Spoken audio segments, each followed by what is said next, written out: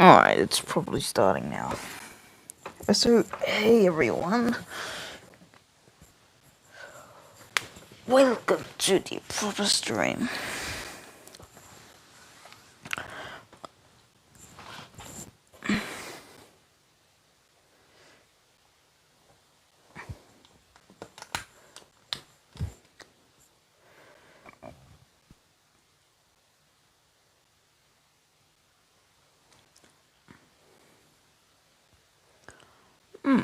It seems I have a viewer.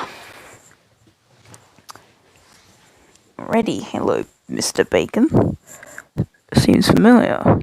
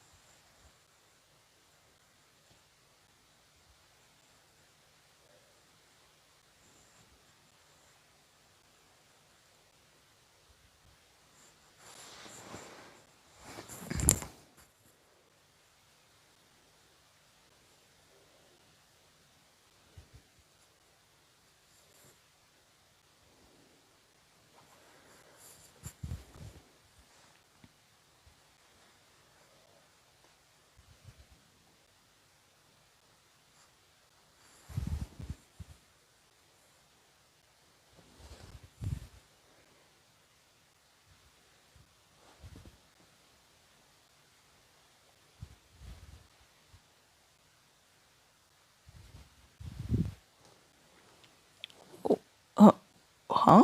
What do you mean, mate?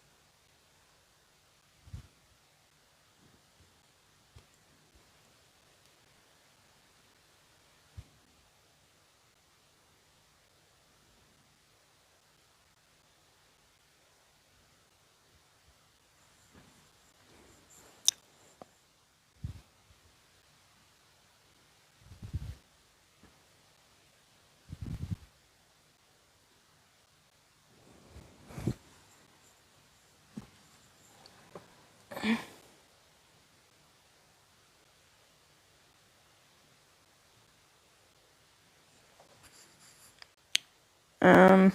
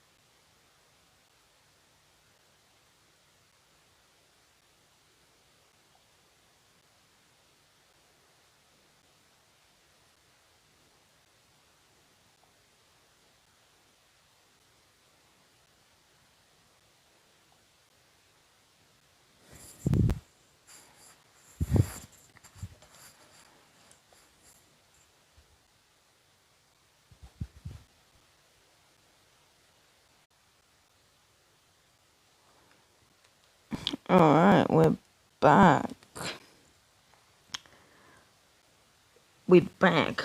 We are currently near the start of IGN's stream.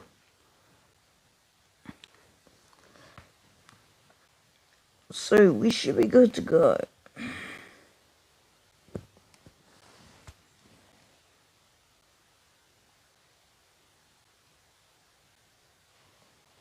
There we go, that's much more better.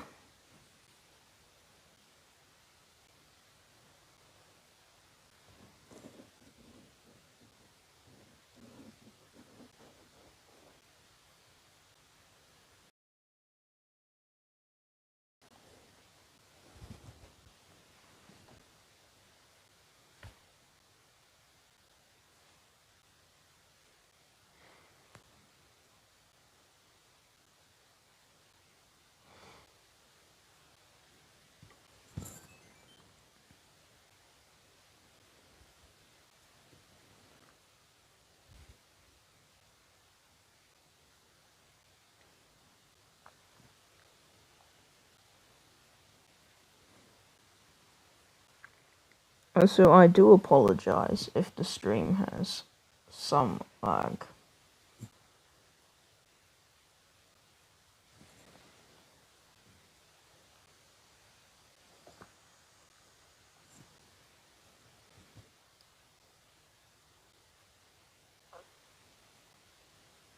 I guess I can hear me.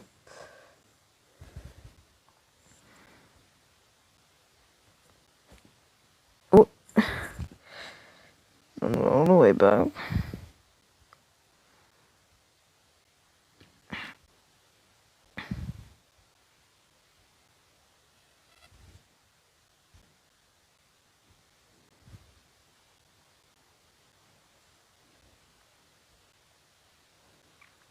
Don't worry, just checking the sound quality.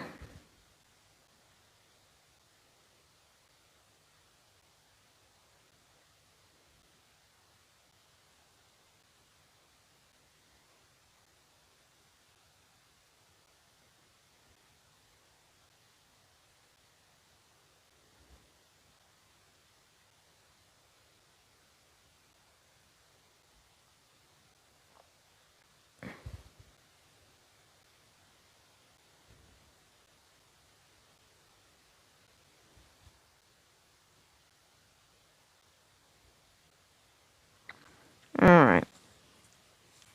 Hopefully this stream should be more clearer.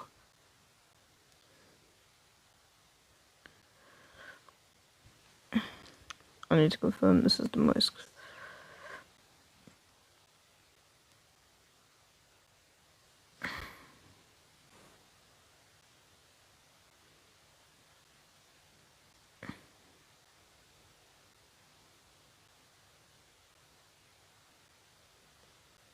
No one likes ads.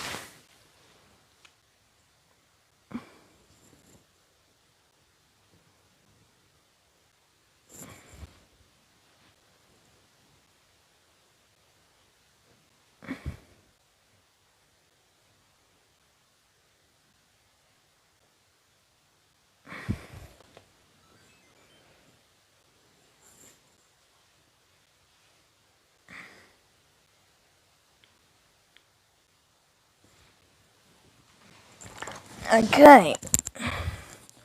You might not hear audio, but hopefully that's fine. I'll try to, hold on. I don't think I can closed caption. Oh, I can. Alright. I'm going to put on closed captions. They might not be accurate, but they're definitely gonna help.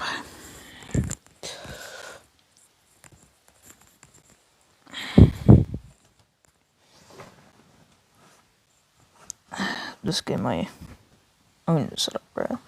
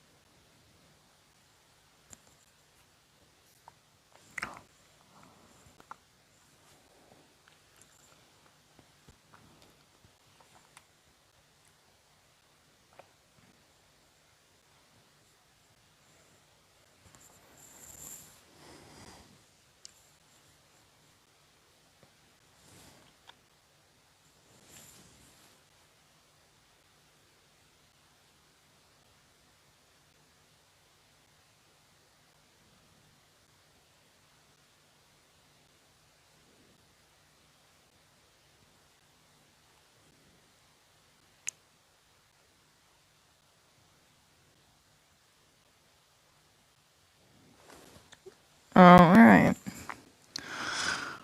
Definitely got some time.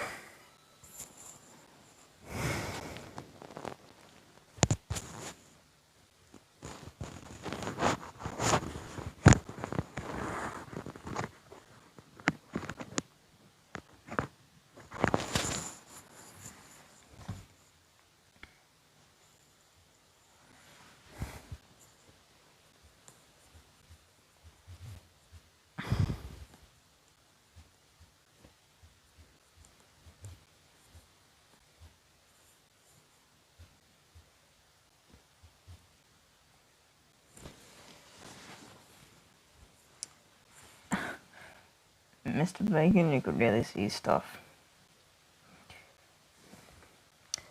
Can ya?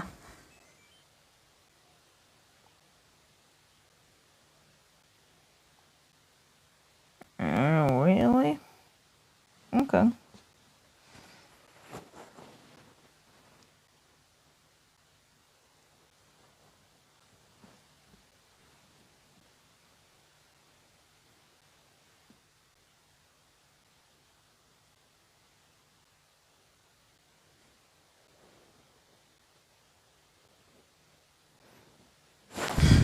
Hold on, I need to correct something. We'll return to it very shortly.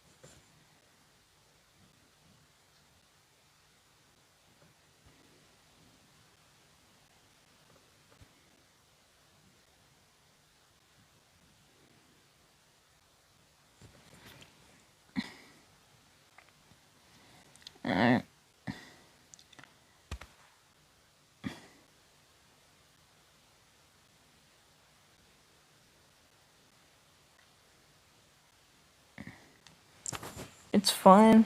I'm still reading your chat. And we're about to start, babies.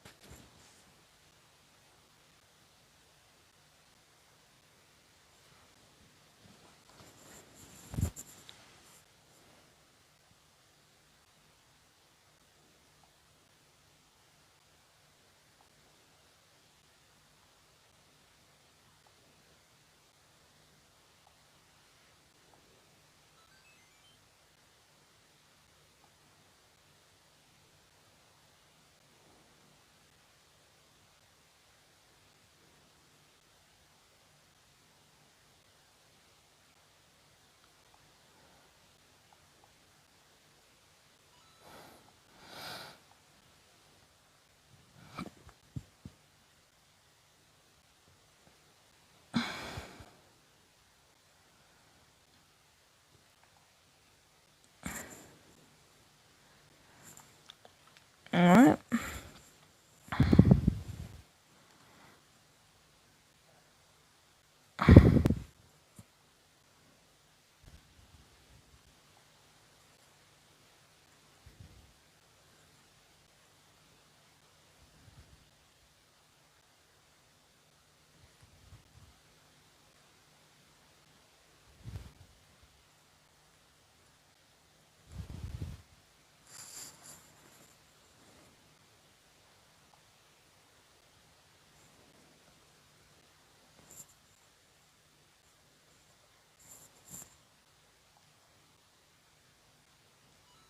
Alright. Wait, what? Alright. Properly. Okay. We're starting, boys.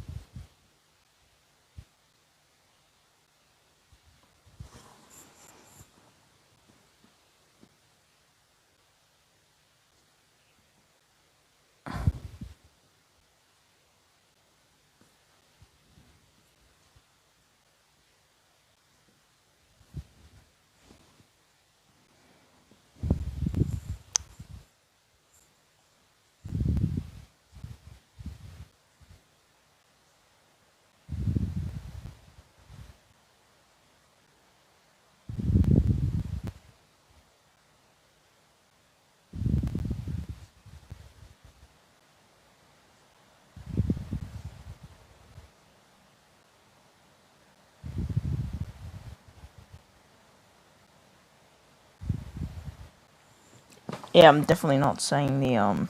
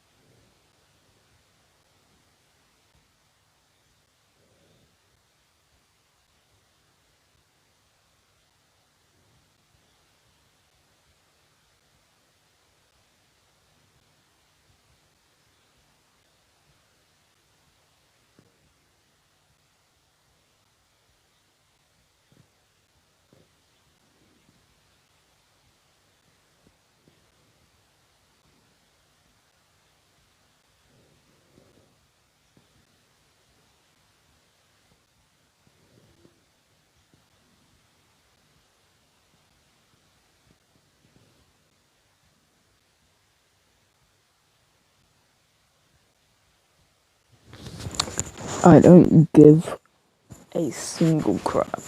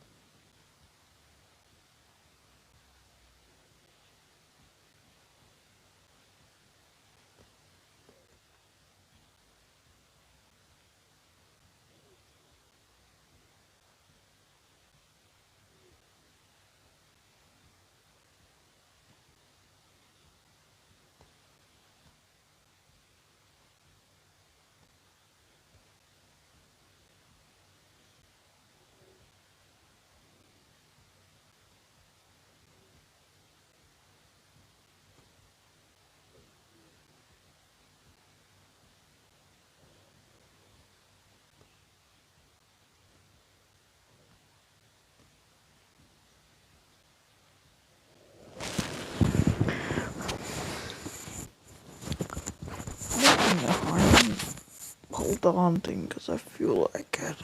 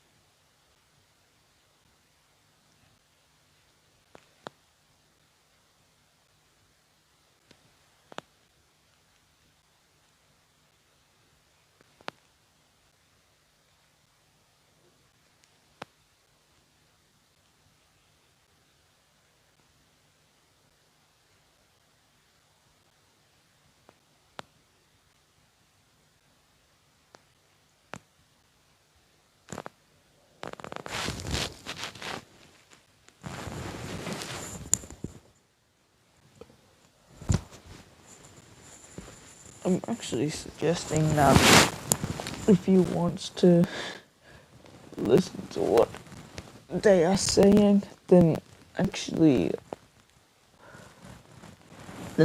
watch the actual stream. If you just want to support me by watching my stream. Okay? Okay. I'm not gonna talk for a while. Okay, boys?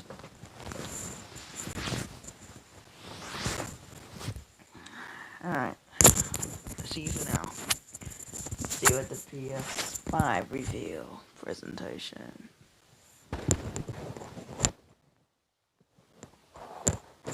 See you at the PS5 presentation.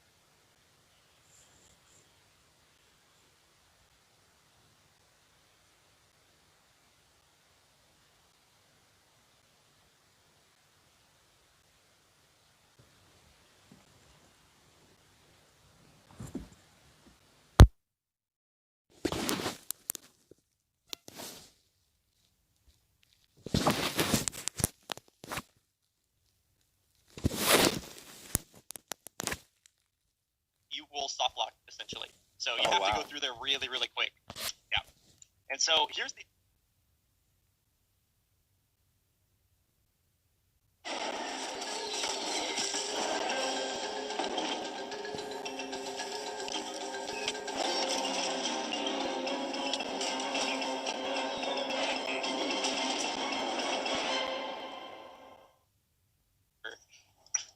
And so I'm going to have to get squeezed through there without getting hit by that prowler. We can actually punch somebody through the elevator there, which allows us to get through a little bit more smoothly. Pretty great. That's the Catch Mayo strat. Shout out to Catch. That's super awesome. Yep. You're just so strong you can punch through steel. It's fine. So the only thing about this level that's a little bit unfortunate for the speedrun is it's broken up by these two dialogue sequences. They're not too long, but we just gotta hang out for a bit. We can like draw some pictures, draw a smiley, you know, maybe like write the words like donate or something like that. I don't know, it's kind of hard. There you go. Yeah. 9K, let's go. Yeah. Right, so now we're moving to the next sequence here. And I would say we have time for donations, but there's like a really important audio cue I have to hit at the end of this, and it kind of syncs up on me all the time. So I'm just going to stand in a very precise spot here. I can just plug where to donate real quick. Remember, guys, donate.ign.com. We're pushing for 9K by the end of the stream. We got an hour left. Okay, here we go. This will be a really precise frag boost.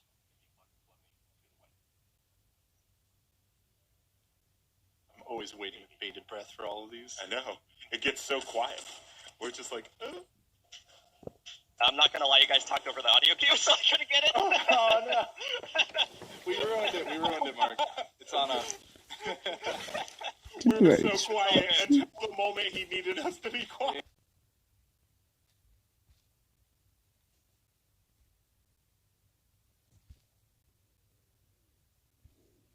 It's fine.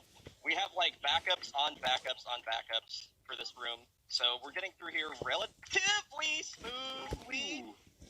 There we go. That could have been a lot worse. There we go. That was beautiful. Alright, This let's see what the PS5 reveal.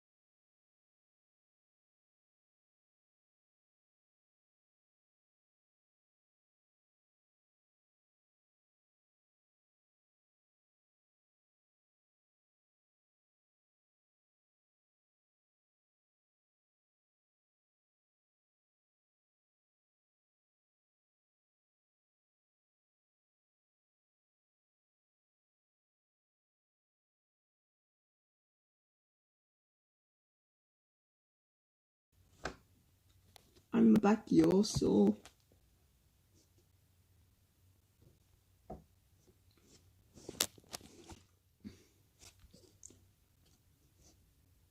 I know I interrupted during the middle of that, but it's fine.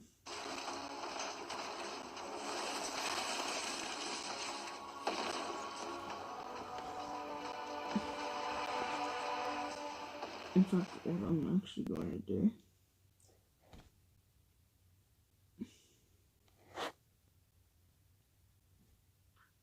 is actually play you the stream on my other device here. And you can actually probably hear it.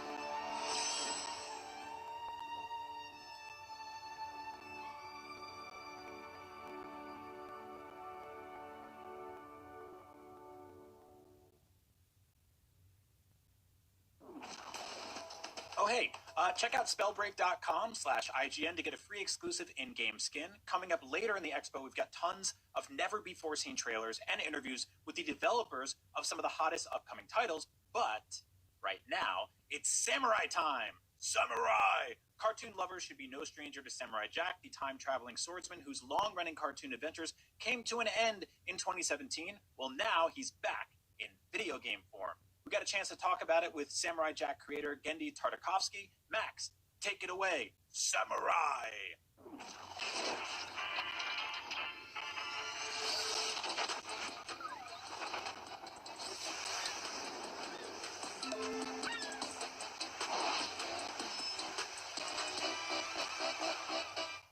Samurai Jack's animated adventures came to a grand finale in 2017, but now this time-traveling samurai is back in Samurai Jack Battle Through Time, a brand new original video game. Here to tell us about it, I'm joined by Samurai Jack's creator and animation legend, Gendy Tartakovsky. Thank you. Thanks for having me. Well, thanks for making a bunch of amazing cartoons that have clearly inspired my own personal laboratory. Let's talk about Samurai Jack. This is a brand new story. It's by Derek Bachman. It takes place within the sort of Samurai Jack timeline, but walk us through exactly sort of where and when, aside from through time, this is taking place. Well, I think it kind of picks up right where we were finishing the last season, the finale of the whole thing, and it starts. You know, we created a new mythology where it kind of starts as an alternate timeline. And Aku sends Jack through that timeline, and now, of course, Jack has to fight his way back and defeat Aku. But this time, the adventures are kind of similar, fresher, because for the first time, you actually get to control Jack and really fight all those amazing villains and henchmen, and have the friends along the way that we've experienced through watching the show. Now, this is the first Samurai Jack game in 16 years. There was the PS2 game that came out in 2004. Can you sort of talk about sort of the difference in perception of not just Samurai Jack, but kind of video games in general? It feels like it's you're under the Adult Swim mantle this time around. Which does that give you any more sort of leeway? Yeah, for sure. I mean, 16 years ago, it was video games were, especially for licensed characters, or a kids TV show, so to speak, you kind of get the B-class treatment, right? You just kind of go into whatever engine they have. They do some new graphics, but generally it's not great. And they were doing it while I was in production on the show, so it's hard for me to be super involved and because it takes a commitment and a love to do this right, even for video games, for a TV show, for anything. And so it kind of came out, and it kind of lacked what we all thought a video game could be. And then now, fast forward here, the show is more popular. The show has existed for 16 years more, and people have really gone to love it. And there's a more of respect towards it. So the new game is a lot more of what we wanted it back then, and even more. So it's completely different from my point of view, from what it was to how far it's come now. Very cool. Let's talk about the gameplay a little bit here. Obviously, we're going to see lots of sword swinging action because he's a samurai after all. But we also got sort of a pole arm here with some magic coming out of it. We got a shot of him in the trailer with some heavy firepower. Can you tell us about the combat a little bit? Yeah, I mean, I think it's inspired by of course the normal samurai stuff, the classic.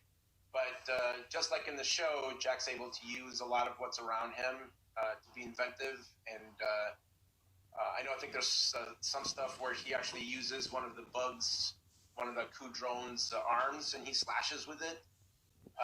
There's a bow and arrow, I think, and so there's a lot of variations. A trident, like we see here, and also taking cue from when Jack was lost in the last finale season. He also uses some guns and stuff where we never would have him use a gun in the first few seasons. But a lot of the locales are totally inspired by what we did in the show. And so it's kind of great because if you're a fan of the show, you'll recognize the environment instantly, and you can kind of look forward to some of the villains from that environment. At the same time, we've also swapped some other villains to come in all the different various environments. Nice. And you've got some familiar returning characters as well, I hear. Yes, of course. I mean, you could never do it without the Scotsman, and here, of course, is Demongo, who's one of the fan favorites, always has been. And what's also fantastic is we were able to use the original voice cast, right? I mean, besides Mako, of course, who passed away. So there's an authenticity to it that I think is sometimes, you don't get in other games based on properties. This is awesome. Now, something I'm really curious about, this is developed by Soleil, which is a studio based out of Japan. Obviously, Samurai Jack is a Western cartoon heavily influenced by Japanese media and culture, and now you've got a Japanese team developing a game based on that. Can you talk a little bit about that relationship? It's been really good. I mean, I think for whenever you do these things, it's always great if there's a fondness and appreciation from the team that's actually going to be doing all the work.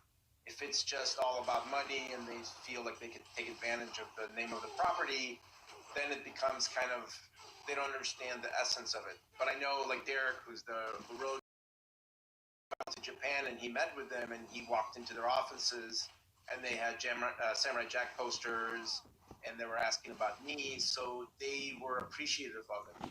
And doing even I remember back then when I first started the show and it actually started to air in Japan, I was really worried. I'm like, oh no, they found out I'm a fake film. They'll see through what I've done. No matter how much of a whatever fan or appreciation that I had of Japanese culture and especially the samurai code and culture, they would still know that I'm a phony. But so I remember I was at the studio once, and we had some visitors from Japan, some of these cable operators. They were just businessmen, and this is years ago. And they came into my office, and I was introduced to them. And Samurai Jack just started airing on their cable network, and they were like, "You got it right. You did a really good job. We love the show, and it feels sincere." And that was the biggest compliment I could ever get. That it was. It worked in Japan. So cool. It didn't. I didn't embarrass their culture or appropriate it or whatever. All that kind of stuff. I love that. So now, obviously, like Samurai Jack has been around for almost 20 years, and people who working on the game who fanboy out and get completely overwhelmed by it, or is it a little bit like it's more about in general? I think like you said, it's been around for so long. It's been able to influence a lot of artists going into video games and animation in general. And so when I go to conventions and all that kind of stuff, and I meet these people, when I was influenced by Bugs Bunny cartoons and Popeye and some Disney stuff. Tex Avery, and of course, by the time I got into the industry, most of them were all gone, if not all of them. And so I was never really able to meet any of the people who inspired me to go into animation. And now it's been pretty incredible. When I go to conventions, I meet the people who say, I got into the industry because of Samurai Jack. I love to draw because of Samurai Jack and all this stuff. And it's beyond comprehension that something like this can, affect people and really show them the direction in their life, which is so, it's such a huge honor to inspire anybody, really. That's phenomenal. That's really cool to hear. Now, I have to ask, you mentioned it very briefly there, Popeye. Do you have any word on the Popeye movie that I heard you were working on at one point? No comment on any of that stuff. So fair enough. I had to ask, though. No worries. Fingers crossed. Thank you so much, Gandhi. This was a huge pleasure. I am looking forward to checking out Samurai.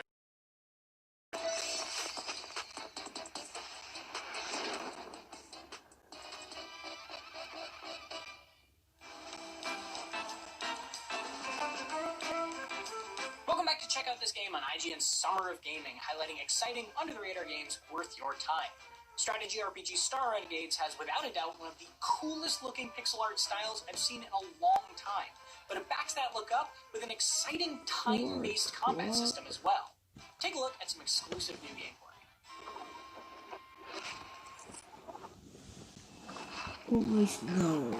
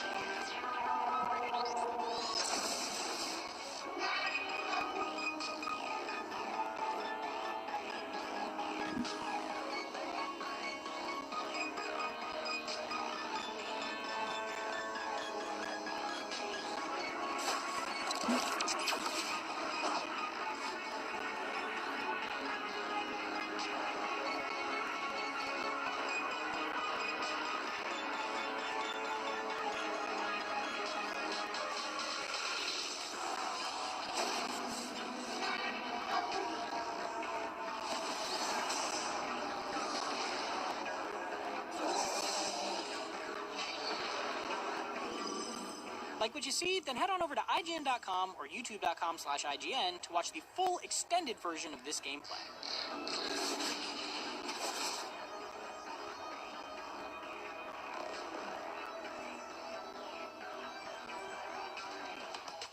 That was the wonderful Tom Marks with some inside info on Star Renegades. If you like Tom, I have great news because he will be right back to tell us all about it, along with one of the game's developers. But first, a little tiny break. Stay tuned. IGN Summer of Gaming is brought to you by Fuser, who'll be partying with us all summer long.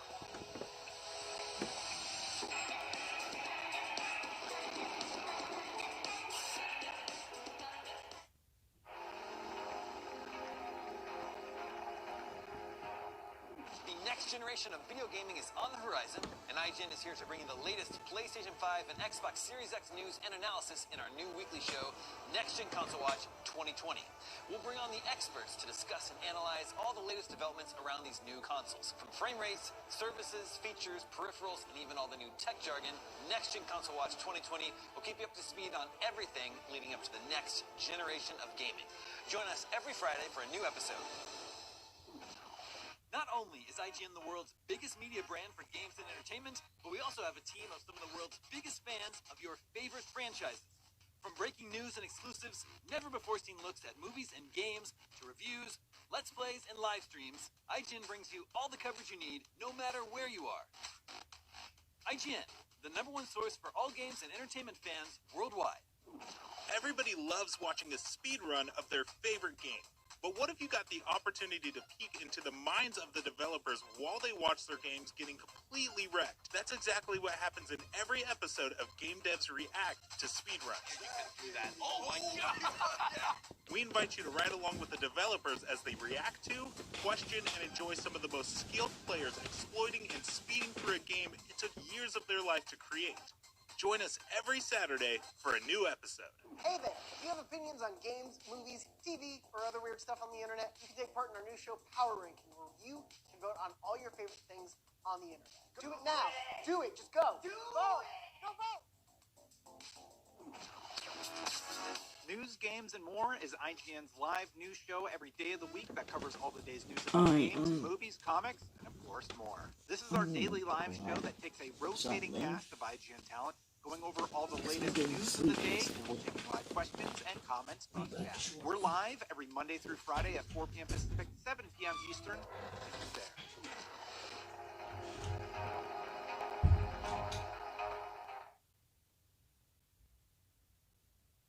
Hello, everybody, and welcome back to IGN's Summer of Gaming. My name is Tom Marks, and I'm joined today by Chris Wingard and Nick Mueller, who's a little bit static today, of Curious Panda Games. How are you guys doing? Great. Doing very good. How about you? Good. Thank you so much for joining me. We're here to talk about your game, The Iron Oath. So, just to set it up, tell me a bit about the game. What is The Iron Oath? I think, like, at its core, the game is about taking a mercenary company and just, like, living the life of a mercenary, like, owning your own mercenary guild and managing all of that. That's sort of, like, the main thing that you'll be doing. And that's through, as we're seeing here, pull up, tactics-based, kind of hex-based gameplay, right? It's a turn-based tactics game at its core as well. Right. Yeah. So you're managing your guild, and then you take them on missions, and then the combat plays out on a hex grid. And one of the things I wanted to touch on too is you guys started out on Kickstarter, I believe. It's been longer than we wanted it to, but we've made a lot of improvements to the game, and we've come a long way, and we're really happy with the state that it's in and where it's going, and really excited for people to get their hands on it, hopefully soon. Well, since we're seeing it right now, since we're seeing the combat, let's talk about that first. There's a lot of different flavors of turn-based tactics and hex-based stuff and all that sort of goodness. What kind of sets the Iron Oath apart? What did you want out of the combat? What's important to you? And what are players basically going to be thinking about? Like, what do you want them to think about while they're fighting? You want to tackle that, Chris? Or yeah, you can jump in. Yeah, so we really wanted, firstly, our hero design, we really wanted them to be pretty diverse and not... I guess a bit different than your stereotypical classes that you'd normally encounter in an RPG, like a guy who's just a tank and a typical mage who has ranged abilities sitting in the back. So we kind of that's our main focus, just having powerful characters who are unique, and then just like the Pyrolancer, for example, that's a guy with black armor and the lance. He's a melee fire mage, so he's an example of that. And basically, we really just wanted to. Sorry. I was just saying, initially he was just a guy that stood in the back throwing fireballs, and we decided, that'd be kind of boring if we just completely took the tropes of every RPG and instead decided to give, a little bit of a twist on all of them. So instead of just standing back throwing fireballs, he gets up and close and deals fire damage like that. And that was one thing I was noticing watching this gameplay as well, is it seems like positioning is really, really important here. We already saw it a little bit earlier, but one character placed a little fire sigil, and then another character knocked them into that, which then knocked that person farther away. Yeah, exactly. Yeah, there's a lot of synergies between abilities. The Pyrolancer places down that hex, and then there's a lot of abilities that can push or can pull, and so you gotta try to plan ahead and take that into account when you're trying to manipulate positioning around the enemies and all that. Yeah, and there's a lot of environmental hazards too. Just then he was standing on the little glowing hex, and that one, if you're standing on it, you can't use certain abilities. So you have to really plan out where you're going to go. And that was created by one of the enemies attacking. It spawned that beneath him, so you have to move around But then also you have to really think about where you're going to move to, because like Dungeons and Dragons, there's like attack of opportunities.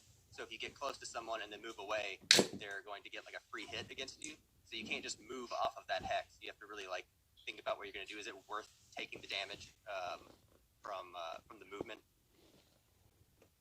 Yeah, it's funny. I feel like attack of opportunities is something that I would think I've seen more of that in tactics games, but it feels like this is one of the first I've actually seen lean into that idea.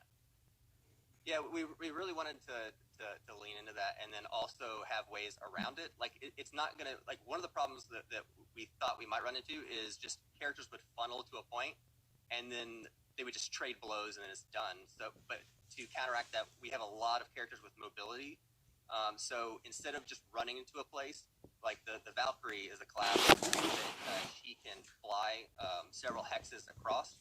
So if she needs to get out of somewhere, she can use that to make a whole lot of distance.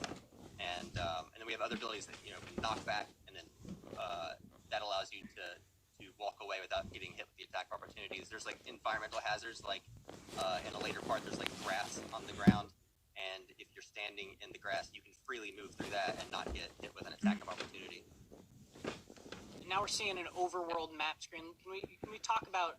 Tell me a little bit about this world and kind of the outside of combat, but this part of it. You're walking between towns. You're taking on missions as part of this mercenary company, right? Yeah, this is where you'll be doing like half of the game. Half of the game is kind of in these dungeons doing combat. The other half is where you're actually managing your guild and exploring the world. And like just then, what happened was it was moving to a town, and there was like a dynamic event that happened that said that you encountered these this person that looks like they're in trouble, and you could choose to help them or not help them.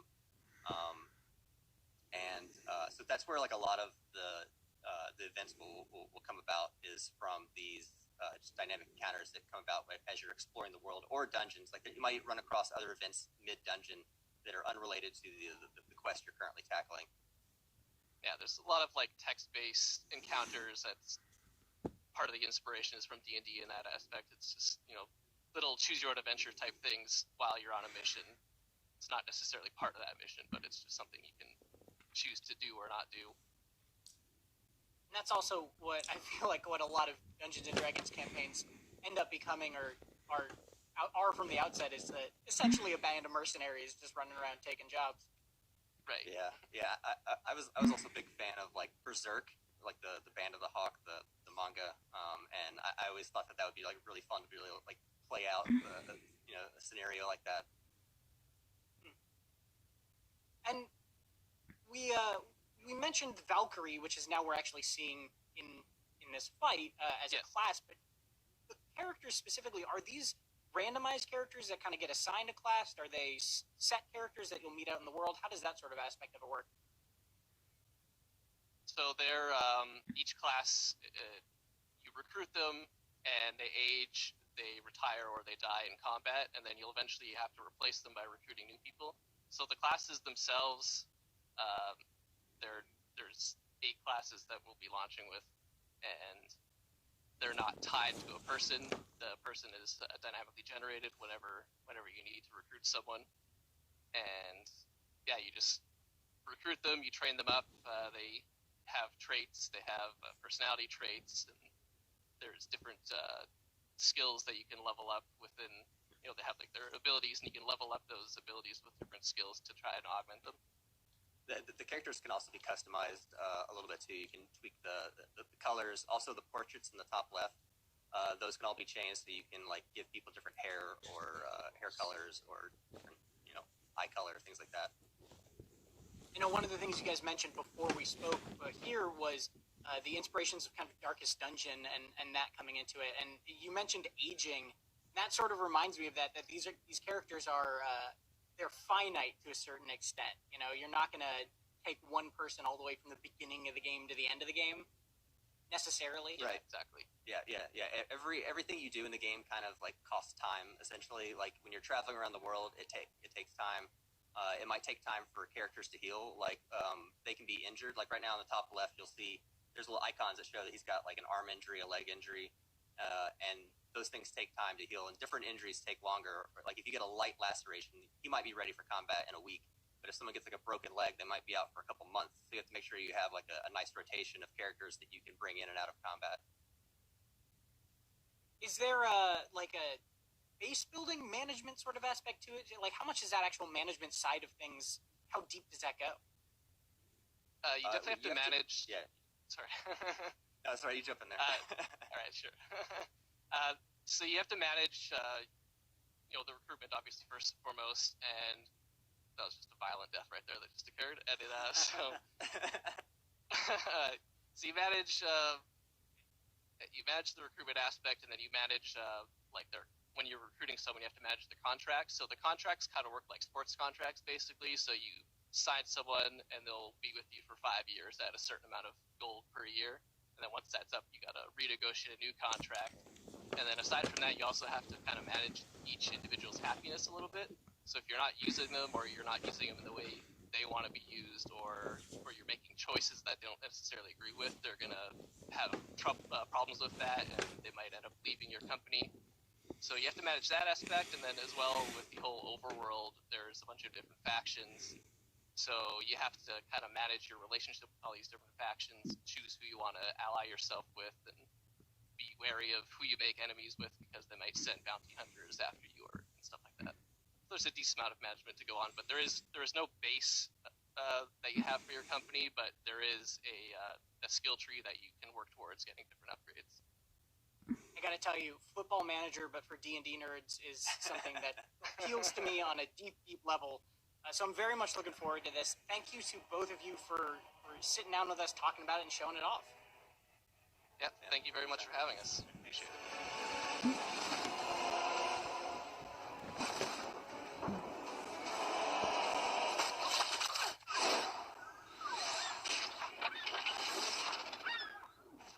For even more Summer of Gaming goodness, download the TikTok app, follow IGN, and search IGN Summer of Gaming hashtag to find a slew of bonus gameplay clips and upload your very own epic gaming moments. I certainly do love the epic gamer moments. We just took a look at Star Renegades and Iron Oath, and now it's time for a chat about Foreclosed. And although it might sound like a depressing game about real estate and mortgages and your landlord, it's actually a colorful cyberpunk adventure. Here's your first look at some gameplay.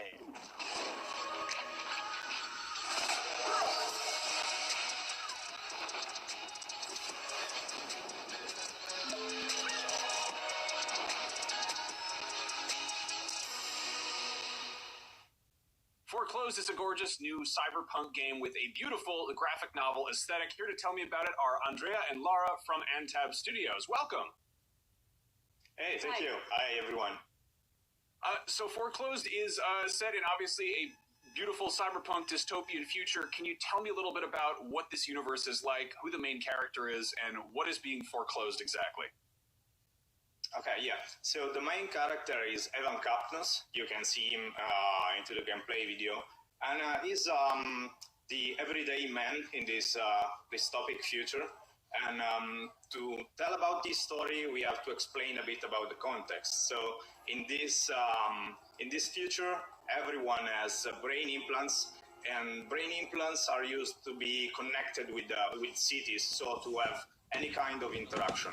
The key concept is that the identity of a person is basically just a bunch of data, and it represents a node into a gigantic blockchain, and it's embedded into your brain implants. So it's something that is given to you by the state as soon as you are born, as a way to interact with the universe. The absurd story of our character takes place because when you are old enough in this universe, companies can buy what we call the identity debt of the citizens. It means that since the implants you get from the state, they have a cost. That cost represents your debt to have an identity in this environment and to interact, to have any kind of transaction with the city, to buy stuff and so on. So companies buy this debt from the state, and you actually work for the companies basically to pay your debt. And the absurd thing that happens to Evan is that in a mysterious way, the company you work for goes bankrupt, and you have to understand why. But the main thing is that your identity gets foreclosed, just like any other goods of the bankrupted company. And Yeah, and like at the very beginning, just you just reach the court and do some paperwork just to try to find an escape from this bureaucratic mess, we may say. But what actually happened is that while you're trying to reach the court, some mysterious agents start to chase you and try to kill you.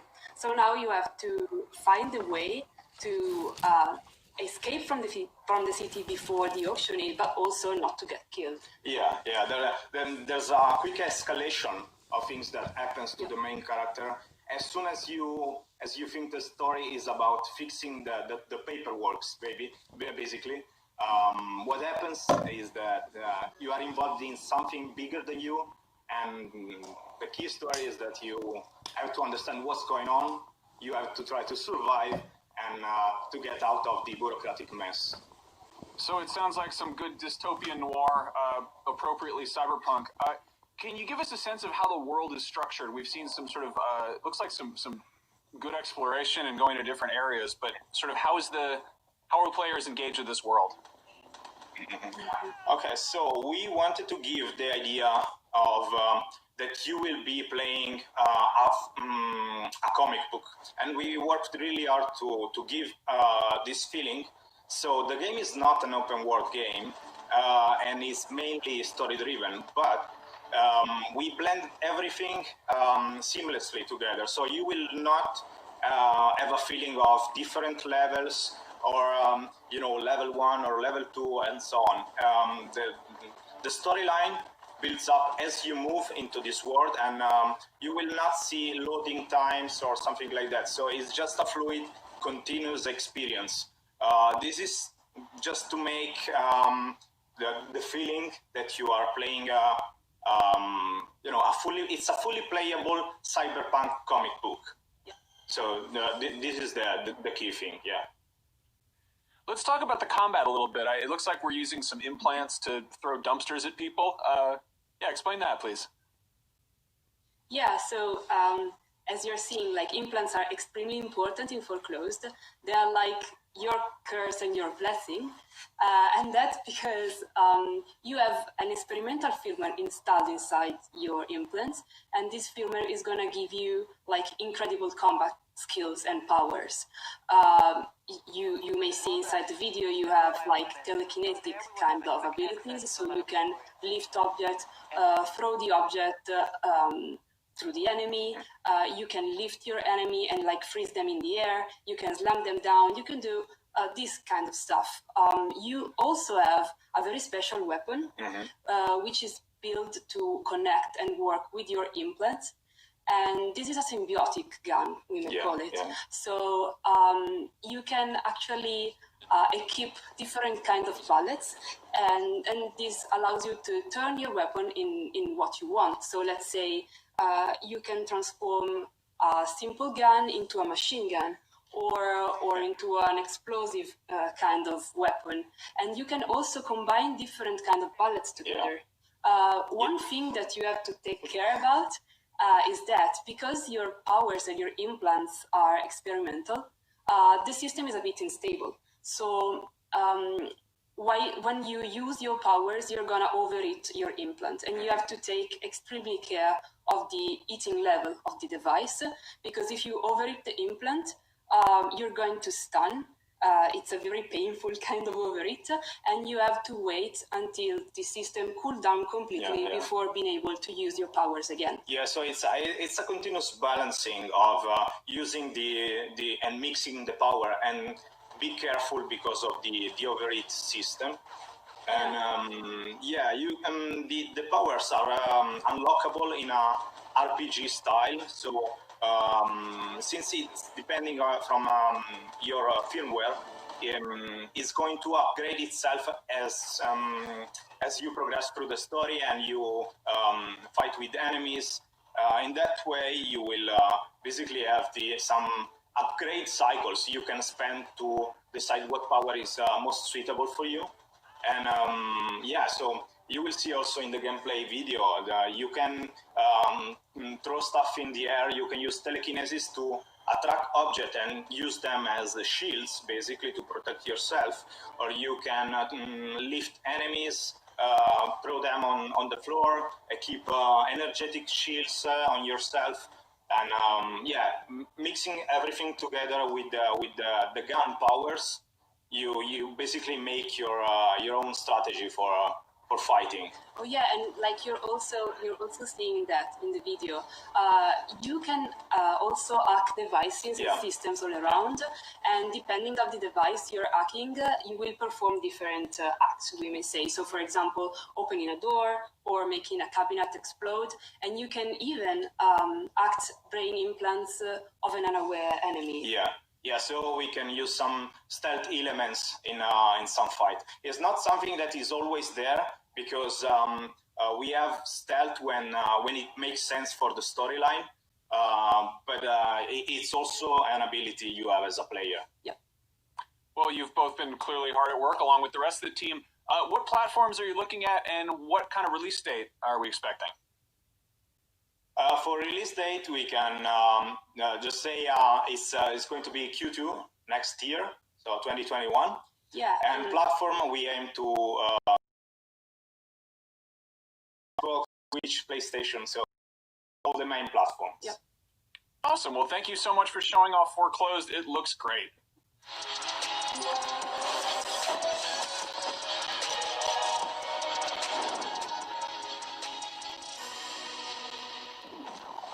Foreclosed has closed for now. We're closed. Don't forget, all summer gaming long, IGN is asking you, Brian, to donate to worthy causes by following the links in the description of this video or by heading to donate.ign.com. You can give to the COVID-19 Response Fund dedicated to studying. And for even more Summer of Gaming goodness, download the TikTok app, follow IGN, and search for IGN Summer of Gaming hashtag for bonus gameplay clips and to upload your own awesome gaming moments. Next up, Blanco's Block Party looks like a cross between Little Big Planet and collecting Funko Pops, but first, a quick break. We'll be right back with more IGN Expo number 2. IGN Summer of Gaming is brought to you by Fuser, who'll be partying with us all summer long.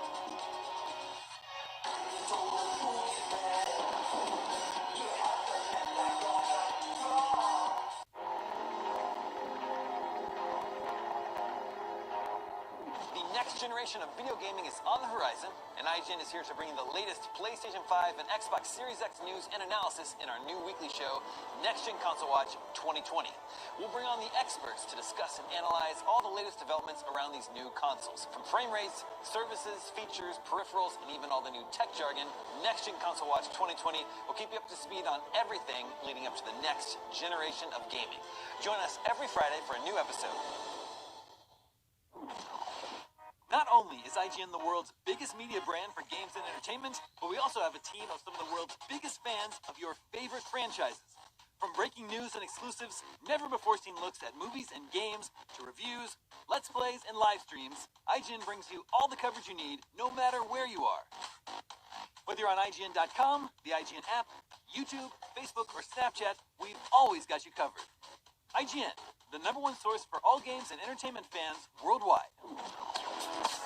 News, Games, and More is IGN's live news show every day of the week that covers all the day's news about games, movies, comics, and of course more. This is our daily live show that takes a rotating cast of IGN talent, going over all the latest news of the day while taking live questions and comments from chat. We're live every Monday through Friday at 4 p.m. Pacific, 7 p.m. Eastern, and you can find us on Mixer.com/IGN, YouTube.com/IGN, and Twitch.tv/IGN. See you there.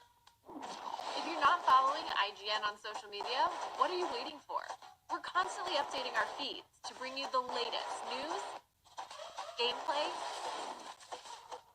custom original content, the best user-generated videos and art, memes, and a whole lot more.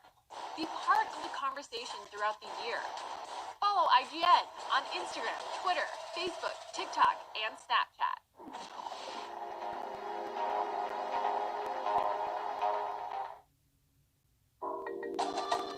You are a good giraffe, and that's why I love you.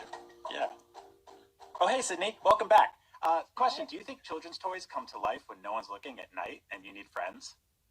Yeah, I mean, obviously they made like 4 movies about it, so it has to be true, right? What about high-end designer vinyl toys for artsy collectors such as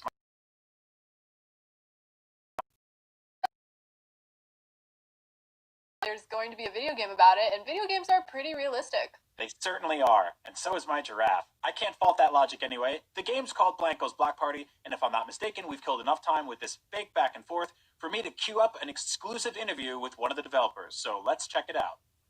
Sweet, let's see it. Let's see it.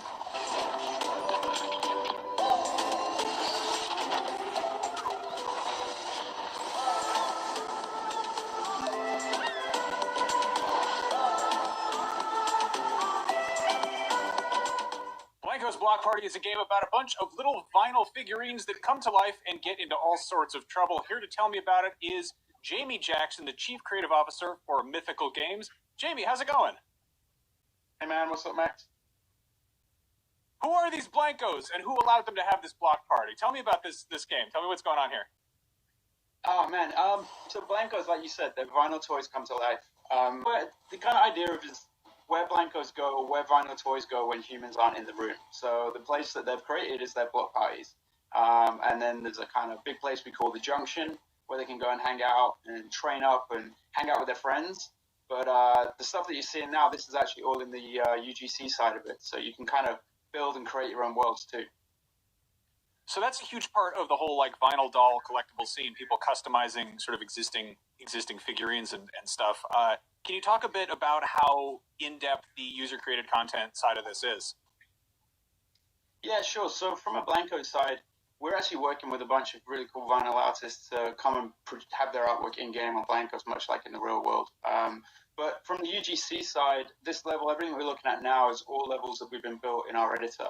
And the point of the editor really was to build it with a controller. We wanted to make it really easy for players to build worlds, whether it's just a hangout, somewhere they can go and hang out with their friends and do whatever they want, or they can actually drop gameplay in really easily. And it's not about being having to code or open any boxes to type in code. It's everything can be done with a game controller. You just have to drop a toy in, really easy parameters to set. Season 1, we're going to be dropping things like this, shooting and racing, vibe collecting, kind of platform style gameplay. The key part is it's really easy to build levels. Cool. So you're talking about controllers. What platforms are you guys looking at? So we're going to be launching on PC later this year, and we're going to be announcing our console strategy in a couple of weeks, hopefully. Very cool. Now this is going to be a free-to-play game, is that right? Yeah, that's right. It's going to be free to play, so there's going to be a ton of content for players just to come in, play, build, even kind of train up a Blanco to a point. But then if you want all the cool Blancos and that kind of stuff, that's where you're going to be using the in-game currency to buy those. Now, I can tell by the shelf behind you, you are a fan of urban vinyl and designer toys. Can you talk a little bit about some of the artists you've got involved so far? So we're not getting into the artists yet, but if you know anything about this world and any of those artists that are in there, we've definitely got an amazing lineup coming. And you know, we live in a world of seasonal content now, so we're going to just keep getting better and better. Nice. Now, so in terms of sort of how how you said you're going to have racing and shooting and obviously plenty of platforming. What are you using to determine sort of what direction you want to go with things in terms of sort of you see? Sorry, I missed that last bit. Oh, sorry. Like what kind of content you want to let people play around with? Yeah, I mean, we have a really good idea of what we want to launch, but the main thing for us is to listen to the community as well. So we want to really kind of build for them, because the idea of Blancos is you kind of build what you want to play. That's the kind of approach we're taking with the UGC side. So although we have a ton of plans about what we want to bring, as we get through seasons, we start to see what players do and how they do it differently. We definitely want to listen to them. I think, the big thing for me, having made games for as long as I have, is players always play the games we've made in a totally different way than we expected them to. And we want to take that on board and just try and provide a bunch of really easy tools for them to do exactly that. and then watch what they do and listen to what they want, and then drop that in them in future seasons. Cool. Now, Mythical is a fairly new studio, is that right? But you've got a bunch of people who have like really a lot of experience and some pedigree. Can you speak a little bit to that? Yeah, so we're almost coming up to 2 years old. It was founded by myself, John Linden, and Rudy Koch. John and I were both studio heads at Activision, so my background was DJ Hero and Guitar Hero. John and Rudy both worked a lot on Call of Duty, Skylanders franchises. So, even from just the three of us in the beginning, we kind of had a great pedigree, and we've just added to that, bringing in people from the mobile world as well. So having that great free-to-play expertise, World of Warcraft. So the games everyone's worked on have been pretty incredible. What kind of lessons did you learn from sort of working in the AAA space that you're bringing to the table here and really sort of turning players loose with? That's a great question. I think some of the biggest ones was don't assume you know everything the player's going to do at the beginning. Allow a little bit of room for them to make the game their own. I think you see that in a lot of products these days. As players find new ways to play, the developer's able to kind of switch around and kind of really enhance some of those options for them. So I think that's probably one of the big things.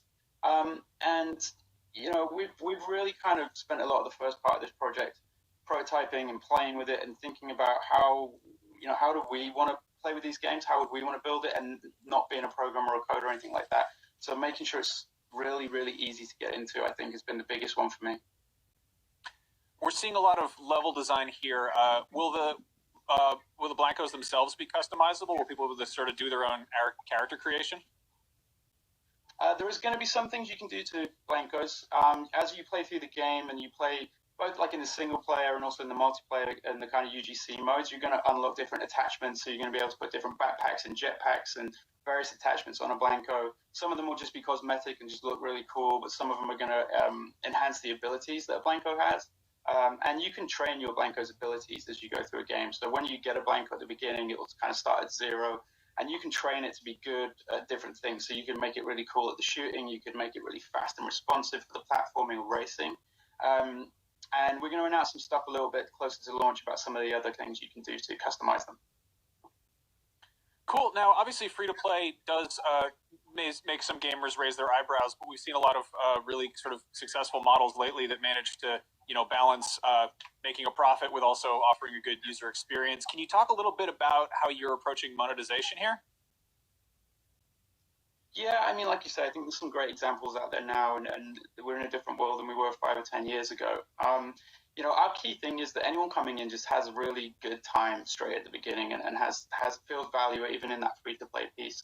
We're going to talk a little bit later on about our structure, but, you're going to be able to buy Blancos. I think there's some great games out there that we all think in seasons now rather than Blancos 1, 2, and 3. So definitely expect us to kind of take that same approach and be dropping some great content in a seasonal approach. Now, you mentioned some of the team, has a background in Skylanders. The sort of Toys to Life craze hasn't really had the best history recently. Are there any plans to make physical Blancos, or is this strictly going to be a sort of virtual collectible? Well, Mythical's kind of thesis really is, owning digital content is the future for us. So the thing about Blancos is with each Blanco, you actually own these things, right? So they're yours to do with what you want. And that's about the digital ownership. Who knows whether we bring them into real world later on? They're designed around real toys, so it would be very easiest to do that. But right now, Blancos is all about digital ownership and you building the games that you want to play. Awesome. And when are you expecting to sort of launch or have more information about that available? We're aiming to launch at the end of the year, so towards the holiday period. And like I say, we're launching on PC. We're actually going to be having our kind of beta phase sometime towards the end of the year as well. And then we're going to be letting you know about our platform strategy pretty soon. Thanks so much for coming by. I look forward to checking out more about Blanco's Block Party in the near future.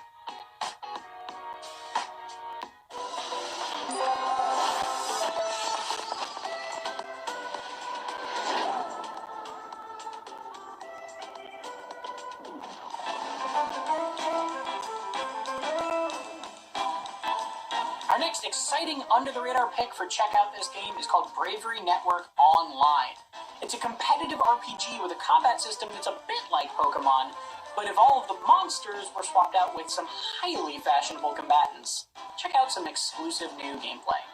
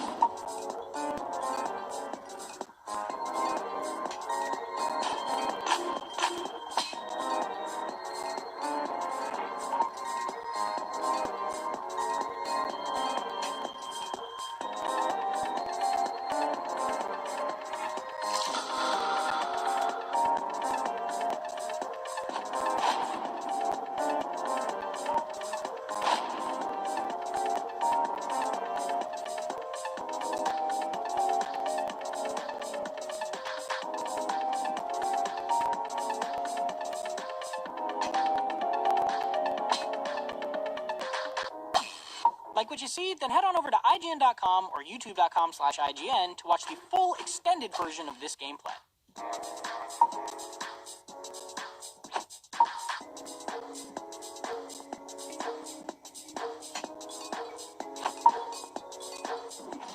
I'm Sydney Goodman, and fans of Spellbreak are probably super stoked about what came at the end of that trailer. And here to talk more with us about Spellbreak is Seth Seabach. Hi, Seth. Thanks for having me. Yeah, thanks. Yeah, thank you. So let's just start off. I mean, like I was saying, coming to Xbox and Switch. Can you talk more about that? Yeah, it's super exciting. We're really we've been working on this for a while, and we have been hoping to deliver this. A lot of people in the community have been asking, when are we going to bring it to the Switch and to the Xbox One? I mean, I personally can't wait to play it on my Switch. I love sitting on the couch and using it, so I'm definitely really excited to be able to bring it to those audiences. So we're looking forward to it when we get to full release later this year. Great. And so it's already on PS4 and PC. Are there plans for crossplay? Yeah, so we currently, the beta itself that is on PS4 and PC right now has cross matchmaking, and we definitely are looking for to continue to allow for crossplay when we get to full release, and we're excited about really letting players that are anywhere play with their friends. It's one of the things that we have kind of built the idea behind Spellbreak around, is the ability for people to be able to play with their friends whenever they want, and so we're excited to be able to do crossplay at launch. Yeah, no, I mean, I have a lot of friends that play on a lot of different platforms, so anytime the game supports crossplay, I am all for it. So, with that said, I feel like a lot of different games handle crossplay different ways. I'm not sure how far you guys are in kind of knowing how you're going to do crossplay, but is it something that maybe you can opt out of and only matchmake against other PS4 players or other controller players? Like, how will crossplay actually function? Yeah, so definitely you will be able to opt out if you don't want to, and be able to play with just whoever else is on your designated platform. So if you're on the PS4, you can decide you only want to play with PS4 players. So that will be available, and like I said, we have cross matchmaking now. The next step is basically allowing for cross teams, so you can team up with your friends on whatever platform they're on and jump into squads or some of our other game modes as a group. Mm-hmm. And for everybody who this is your first time seeing Spellbreak, do not worry. We are going to get to talking about the nitty gritty, but I just find crossplay is so exciting. So a few more questions about that. Let's say that I have Spellbreak on PC, but now I'm also going to have it on my Switch. Are you able to have the same profile on both? Like have your achievements and whatever carry over? Yeah, so that's like getting to true cross progression, which is sort of one account everywhere, and that's something we're definitely looking into, and I think we would love to have be available. That's kind of the dream, right? Is that as a player, you can have your one account play on any platform of your choosing, as long as possible. So that's definitely something that we want to get to. Awesome. Cross progression. The word was on the tip of my tongue, and I basically was just given the definition. But that's okay. Okay, so let's just jump into Spellbreak. For people who don't know what it is, can you just give us like a quick synopsis? Yeah, so it's an action spellcasting PvP game. The primary game mode that we're launching with is Battle Royale. So you'll be able to team up with up to three players, and it's a 42-person lobbies. And so the biggest difference you'll see here in all the gameplay is, I think, the core combat, which is, of course, spellcasting, because you play as a battle mage, as well as a lot of the movement abilities. I think the key things that really define Spellbreak are the combat and the kind of sort of verticality and movement you see in the match. So players are able to do everything from blink to levitate, and you actually equip 2 magical gauntlets, and that's what you use for all of your attacks. So it's sort of a blend of what would be like an ability shooter and a more, I think, MMO style combat, where you things are on cooldown and you want to be tactical on when you're using your abilities at the right time. So that's kind of what defines Spellbreak. Yeah, because obviously there's a lot of battle royale games on the market, but I think Spellbreak does a really good job kind of carving its niche. Because I definitely haven't played any battle royales like it. But with that said, what similarities, maybe for folks who are huge battle royale fans, can they expect in Spellbreak? So I mean, the core of the mode itself is very similar. You want to be the last either squad or individual standing, and you have a set of safe zones that get smaller over time that pull everyone together. You drop in with no loot, and you need to loot as you go. And so those are all the core tenets you'd expect from a battle royale mode exist in Spellbreak. We do try to find ways to make it really fit for the style of game that Spellbreak is, though, because one of the big differences is, while we do have something like the safe zones, like the new areas outside, the circle areas that are iconic in battle royale, we also make it so that every time you get to one of those circles, you actually level up your class. So you pick a class in Spellbreak, and each circle you hit, you get stronger and more powerful. And so it's a little bit more like a MOBA in that way than it is, I think, like a standard sort of battle royale mode. Yeah, no, I love that mechanic. I think it's such an interesting thing to add to the battle royale genre. With that said, so I'm going to squeeze in one really quick question, because we're almost out of time, but I know that we have a really special announcement at the end of this, and I don't want to cut into that too much. But I think that the community around Spellbreak is so robust, and I know you guys rolled out a new patch about a month ago, and the reaction was super positive, but how do you balance community feedback with kind of you and your team's original vision? Because there seems to be a really good line of communication there. Yeah, I mean, it's one of the things that we focused on as a studio. We've had players playing Spellbreak in some form since the summer of 2018, and the way we kind of look at it is there's 3 components that we care about. It's really getting the player feedback, where we want to go, and the actual direction that that we see from the stats in the game, and we balance all of those together to make our design decisions. And that's why player feedback has been so critical, and the community has been really helpful for us to make the game what it is today. Mm-hmm. I'm happy to hear that. I always appreciate positive relationships between a game and their community. Obviously, I'm not advocating for negative relationships there. Anyways, so you and your team have a really special announcement for everybody who wants to play Spellbreak and all the Spellbreak fans that are watching this stream right now. So why don't you tell them what we got? Yeah, so we have an exclusive outfit available for those of you that are watching. There's a limited number of them available, but being a new game and a relatively small team, we look to our community to really help us out, and so we thought this would be kind of a cool little reward for folks that are helping us in the early phases as we're still getting Spellbreak close to launch. So the outfit is called Treeline, and so it'll be available for folks that are watching now to go pick up. So we're really excited to be able to offer that to the community.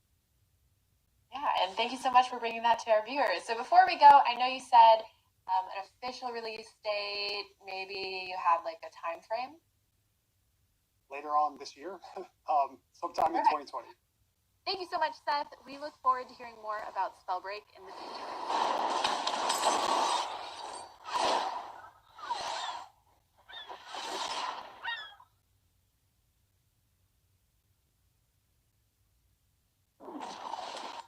Go to spellbreak.com/IGN to get your free exclusive in-game skin right now. Well, we're almost out of trailers for now, but we still got 2 more IGN expos coming during the summer of gaming, and each will be filled to the brim with premieres and trailers like some kind of overflowing frozen tropical drink with exotic fruits, twisty straws, crazy silly limes and lemons and squiggles and sandwiches and great stuff.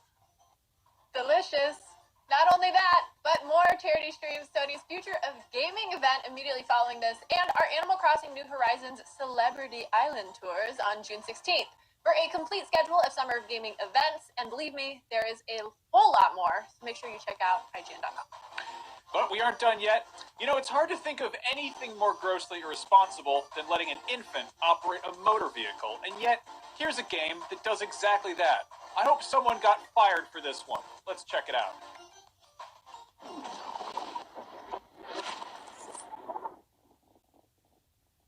Rated E for everyone.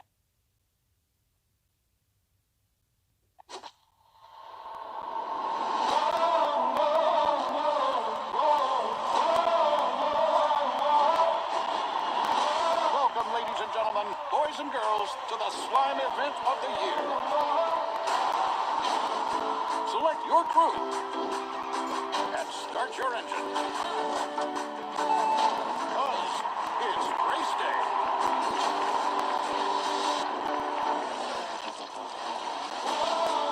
Battle your way through all new slime-filled tracks. Watch out, Leo! With even more of your favorite characters than ever before. Hey there, JoJo. Now race with friends. Compete online. Now that's what I call racing. Nickelodeon Kart Racers 2 Grand Prix. Coming soon. IGN Summer of Gaming is brought to you by Future, who will be partying with us all summer long.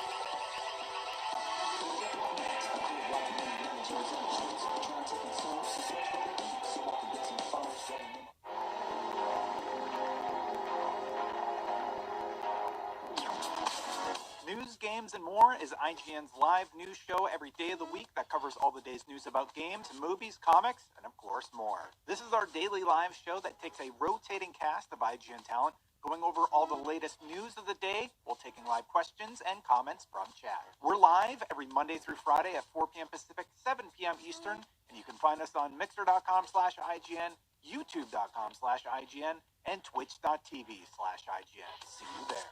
The next generation of video gaming is on the horizon, and IGN is here to bring you the latest PlayStation 5 and Xbox Series X news and analysis in our new weekly show, Next Gen Console Watch 2020. We'll bring on the experts to discuss and analyze all the latest developments around these new consoles. From frame rates, services, features, peripherals, and even all the new tech jargon, Next Gen Console Watch 2020 will keep you up to speed on everything leading up to the next generation of gaming. Join us every Friday for a new episode. Not only is IGN the world's biggest media brand for games and entertainment, but we also have a team of some of the world's biggest fans of your favorite franchises. From breaking news and exclusives, never-before-seen looks at movies and games, to reviews, let's plays, and live streams, IGN brings you all the coverage you need, no matter where you are. Whether you're on IGN.com, the IGN app, YouTube, Facebook, or Snapchat, we've always got you covered. IGN, the #1 source for all games and entertainment fans worldwide. If you're not following IGN on social media, what are you waiting for? We're constantly updating our feeds to bring you the latest news, gameplay, custom original content, the best user-generated videos and art, memes, and a whole lot more. Be part of the conversation throughout the year. Follow IGN on Instagram, Twitter, Facebook, TikTok, and Snapchat.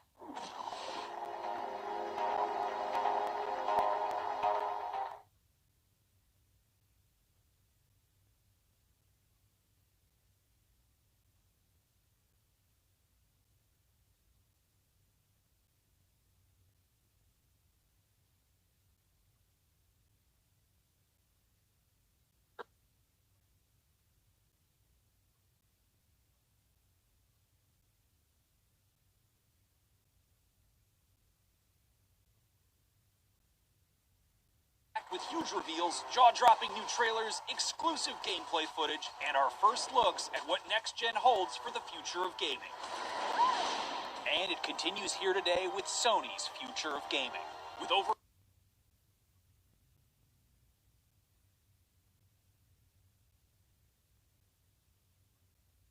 on Sony to reveal what the PlayStation 5 will bring to the table.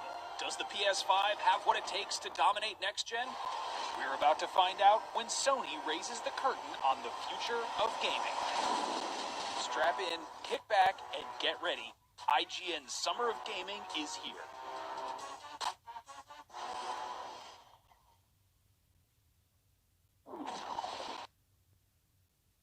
Welcome back to IGN's Summer of Gaming. I am Max Scoville. And I'm Brian Altano, and for the next few weeks, we'll be bringing you all the biggest announcements, trailers, reveals, and gameplay, plus tons of exclusive content that you won't find anywhere else. But the biggest event of the year, maybe even the decade, maybe even the century, might just be happening very, very soon in just a few minutes. Right, Max? That's right, Brian. As many of you in the chat know, we are just moments away from Sony's big Future of Gaming event. I'm sorry to keep you waiting. If we could watch it just ahead of time, just push play and make it happen early, we would, but we can't do that, so we are just spinning our wheels and twiddling our thumbs and hoping that we get an idea of what PlayStation 5 has in store for next gen, but that's only the beginning. That's right. The PlayStation Vita 2 press conference starts in no, I'm kidding. The PS5 event starts in just a few minutes, and we'll be chasing that with a post-show featuring the cast of IGN's PlayStation show, Beyond, hey, that's us, followed by IGN's Next Gen Console Watch, hey, that's other people, and then news, games, and more, hey, that's sometimes some of us, and that's the way we'll close out our day. So just nonstop coverage for the next few hours. Then, tomorrow, it doesn't stop. We'll have the third IGN Expo, our presentation of world premieres, developer interviews, and brand new gameplay. And I know we hype up stuff for a living here at IGN, but I gotta say, this is like a truly incredible slate of stuff planned for the next few weeks. Just a non-stop bonanza of insane coverage of video game madness, and I am so damn excited. Yeah. This feels like we're real E3 right now. That's what this feels like to me. We're doing our best. It's a weird long E3 that's spread out over the course of a month. It might be bad for our health. But anyway, in addition to the hottest, biggest, loudest, noisiest video game reveals, IGN is also sending donations from this stream to the World Health Organization and the Bail Project. I'm sure you've heard about this if you've been watching this stream, because we have been drawing attention to it. That's called a call to action, and it does call people to action. You can find donation links in the video description or by heading to donate.ign.com. And charity is great on its own. It's a nice thing. It makes you feel good about yourself. But by donating, you can also enter for a chance to win awesome prizes, including a custom Summer of Gaming Xbox One X if you chip in more than $50. We have currently raised about $15,000 as of... Actually, it's just over $17,000 now. Okay, we're at $17,171. So keep that going. Keep pushing that. Remember, this is not only for a bunch of great causes, but you get a chance of winning a very, very limited edition console that is going to be hunted down by collectors decades from now. And they will pay you handsomely for that. Yeah. They're weird. Anyway, enough about a limited edition Xbox. Let's talk about everything we know about the PlayStation 5 so far. The PlayStation 5 is set to be released this holiday season, and we've finally been promised a look at PS5 games to come. While the actual games at this reveal event remain a mystery, there's still plenty we do know about the PS5 before we get a release date or price details, or even a first real look at the actual console. So, to bring you up to speed for today's reveal, here's everything we know so far about the PS5.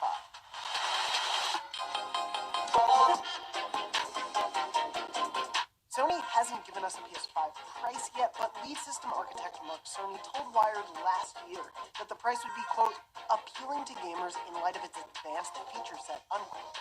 For reference, the PS4 cost $399 at launch. Similarly, we still don't have a firm release date, but Sony has remained committed to a holiday 2020 launch window. Both the PS3 and PS4 were launched in November. Sony announced the PS5's official specs back in March, while also confirming that the PS5 won't abandon physical media, playing 100 gig Blu-ray discs and supporting 4K Blu-ray playback. Cerny primarily focused on the PS5's unique solid-state drive, one he claimed, quote, has a raw bandwidth higher than any SSD available for PCs, end quote.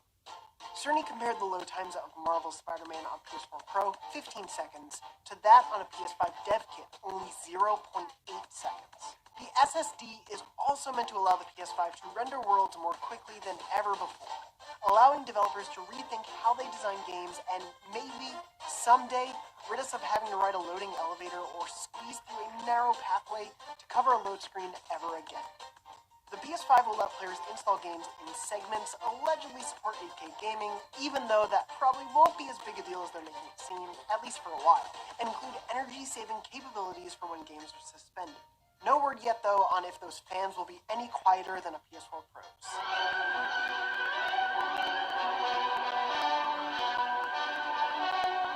Another major push by Sony will be 3D audio, built into the PS5 on a system level, which will allow players to have a more accurate indication of where unseen enemies are or where their gunfire is coming from.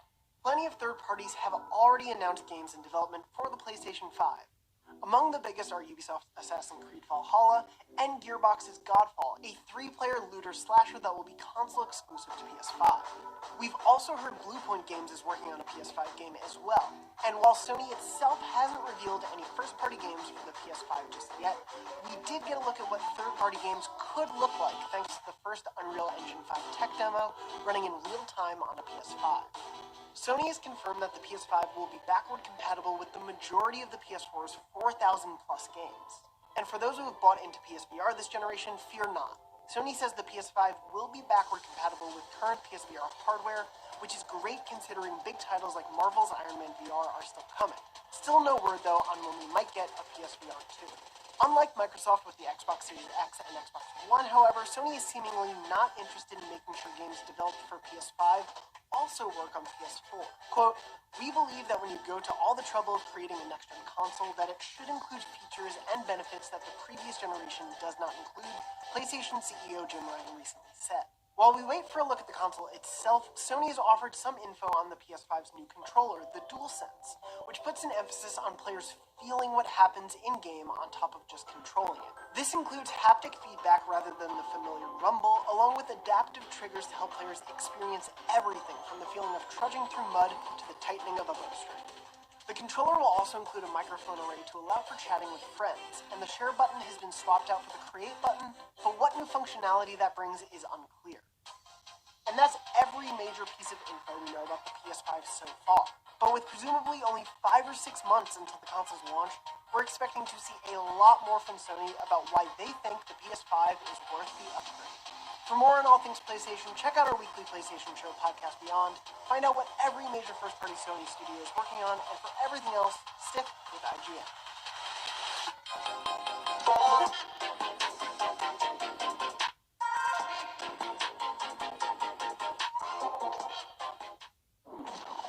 We are just moments away from Sony's big, huge PlayStation 5 Future of Gaming reveal, but we need to take a very quick break. Don't forget to download the TikTok app, follow IGN, and search IGN Summer of Gaming hashtag for extra content and to be a part of the conversation. IGN Summer of Gaming will continue right after this.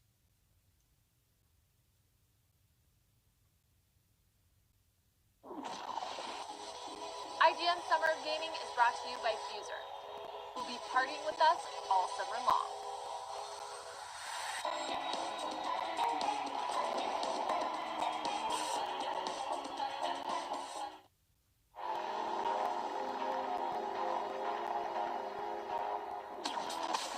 News, games, and more is IGN's live news show every day of the week that covers all the day's news about games, movies, comics, and of course more. This is our daily live show that takes a rotating cast of IGN talent, going over all the latest news of the day while taking live questions and comments from chat. We're live every Monday through Friday at 4 p.m. Pacific, 7 p.m. Eastern, and you can find us on Mixer.com/IGN, YouTube.com/IGN, and Twitch.tv/IGN. See you there.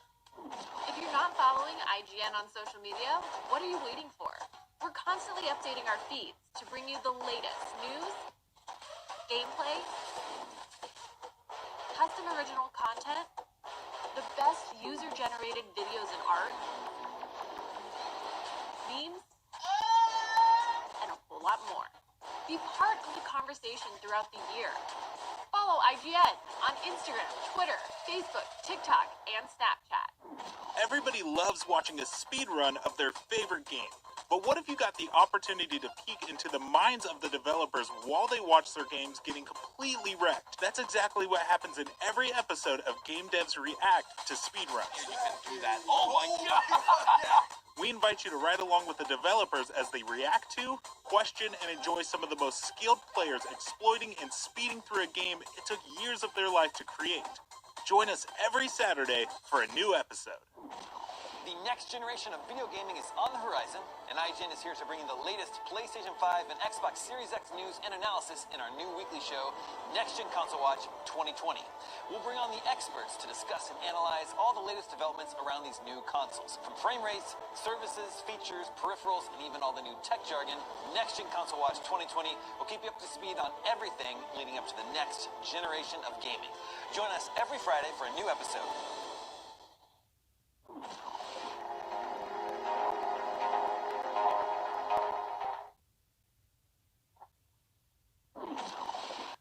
Welcome back, everybody. I'm joined by the cast of IGN's regular PlayStation Show podcast, Beyond, Lucy O'Brien, Jonathan Dornbush, and my good buddy Brian Altano. We thought we'd have way more time to talk about this, but Sony's Future of Gaming event starts any minute now. Rapid fire, really quickly. What are we expecting to see? Jonathan, go. Oh, God, me first? Okay, I think we're definitely going to see something from Insomniac. They're the most recent first-party studio. I hope it's Ratchet. I don't know if we'll see Spider-Man 2 just yet, but I think we could see definitely something from that studio. Lucy, what about you? Horizon Zero Dawn 2, I don't think we're going to see a lot of it, but we are going to see it. I also think we're going to see Bluepoint's remake of Demon's Souls. Brian, you're a big FromSoft guy. What are you hoping to see? More Elden Ring. I want gameplay, I want details, and I want to find out about that Bloodborne remaster that's been rumored about. I will play that game all over again and buy it all over again because I'm stupid. I think if we don't see something from FromSoft, people are they're gonna riot. They really want to see Elden Ring. They want to know, like, everybody obviously wants more Bloodborne, more Demon's Souls. I mean, you could always do Dark Souls 4. That would be a weird curveball to throw in there. Bring back Armored Core. Who cares? We've also heard it's happening. It is 100% happening. I'm so psyched. Also, like, weird reminder, if the rumors are true and Bloodborne is in fact coming to PC, there is also a PC gaming showcase that's happening this weekend, so it's possible that gets squeezed in there at some point. I'm hoping that we hear something about what's next for Resident Evil, whether that is Resident Evil 8, a brand new thing from the ground up, or the rumored Resident Evil 4 remake, which I would also be very excited about. But yeah, either way, like, this, we have some idea what to expect, but I think we're also in for a bunch of surprises. Guys, I'm like positively giddy about all this today. This is the first event that I've looked forward to this much in a long time. Mm-hmm. I'm hyped. I'm vibrating. Yeah, I got like the pre-E3 jitters, basically. Couldn't sleep well last night. I was just like, I woke up early. I was too excited for this.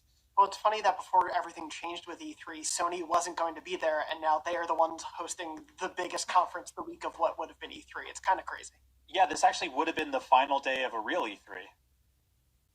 Oh, God, it's true. Oh, my. Yeah, and instead it just feels like the kickoff of something new, so I'll really meet you guys at the big later. Do you think we're going to see the box at all? That, you mean the console? Yeah, not the physical, not the packaging. packaging box. The console. Well, one thing they've hyped up is the 3D audio things, and there have been sort of murmurs about, like, will the console be a part of that, or will that just be like how the machine outputs it? I'd be really weird if the whole thing had like a subwoofer in the middle of it, but I don't know. I want to know what's up with that controller. I want to know what they're doing with like the haptic touch sensor. Like, why is there now? Oh, it's starting. All right, well, stick around. We're gonna do a whole roundup pre-show afterwards. Goodbye, everybody. Have fun. Like, look, PlayStation 5. Let's do this. PlayStation. Hey. I think there should. Yeah.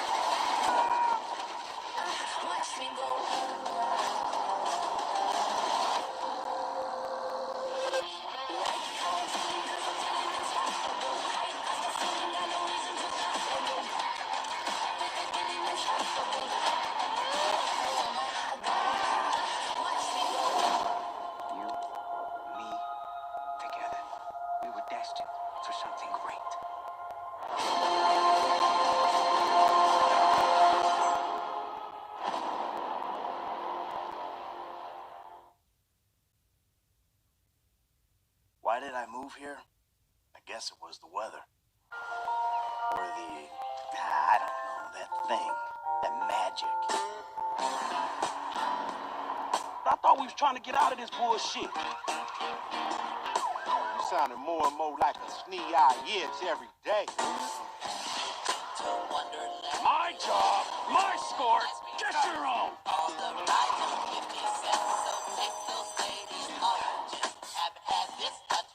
We should talk about work. We out here gangbanging like it's 91.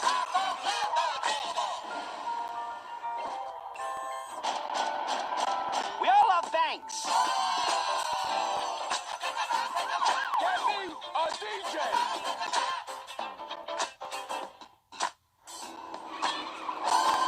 Give me a hand with these bodies.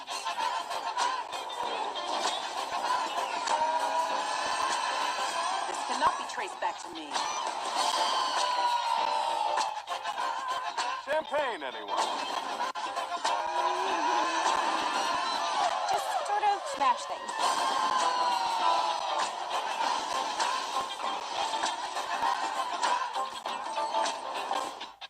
Now what?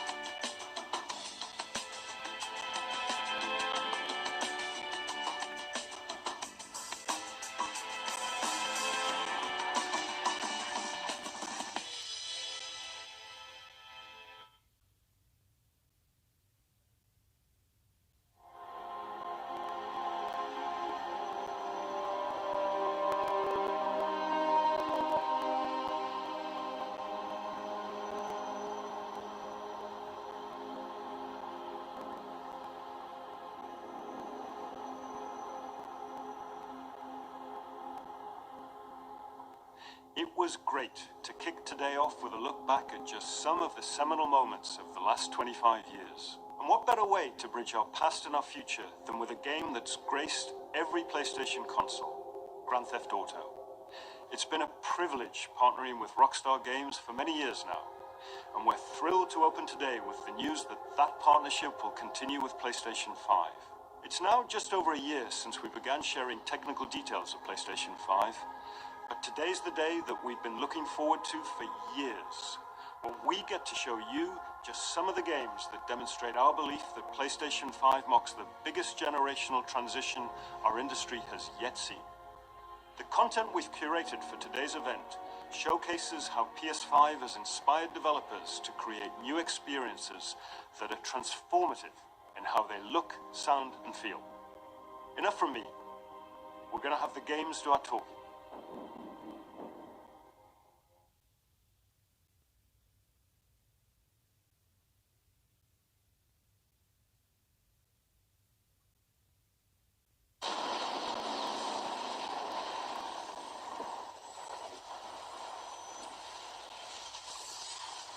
Hero's just someone who doesn't give up. Your dad said that. He was right. Now it's your turn.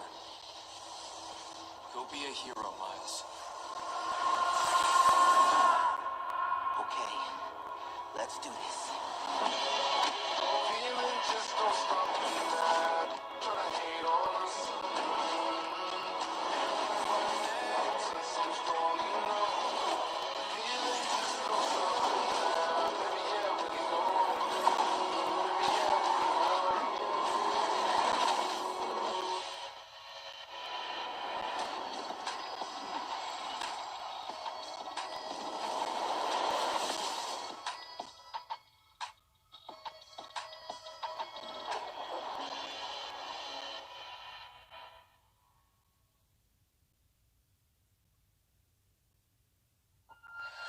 今日は皆さんに僕らが作っている新しいグランツーリスモの情報をシェアできるということですごく興奮しています。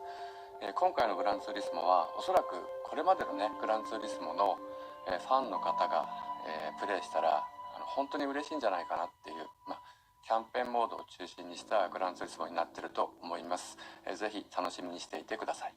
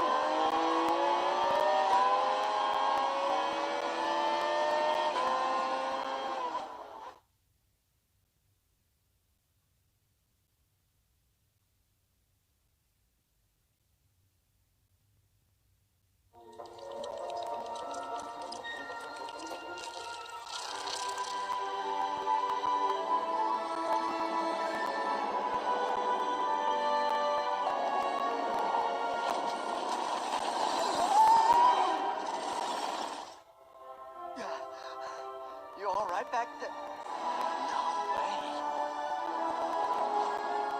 It appears that the dimensions are collapsing on one another. If we cannot get to... Right, the ship. I mean, we can't be that far. I have it in my sight. They have found us, Ratchet.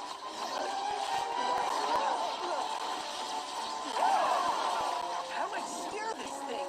Ask nicely. Slow down, please. That's not listening.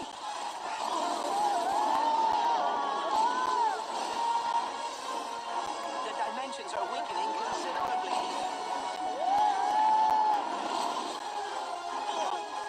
How bad is it?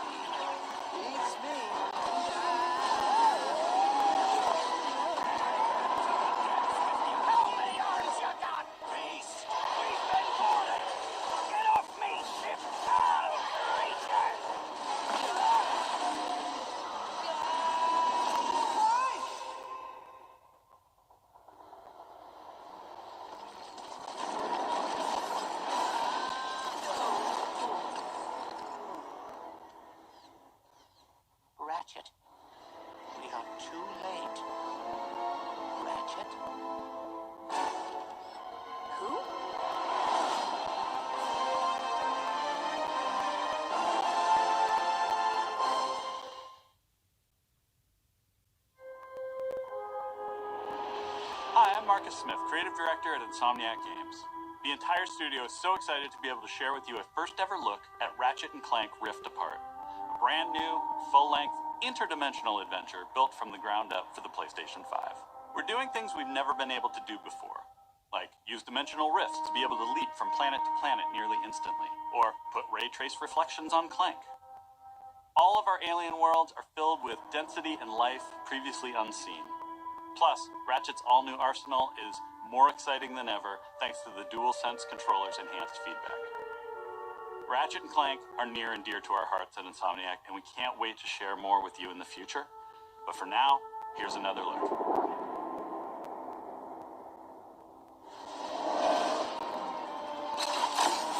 Did you see that?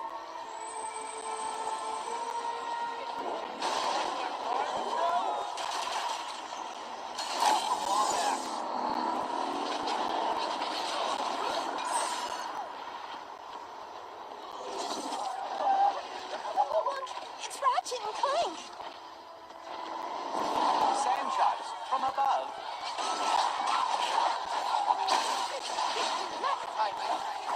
Nice sand shark! Nice sand shark! My heroes! A kraken, or at least a very large octopus.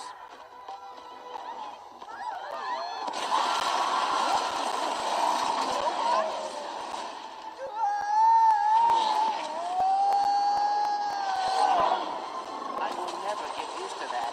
Hey, break reality.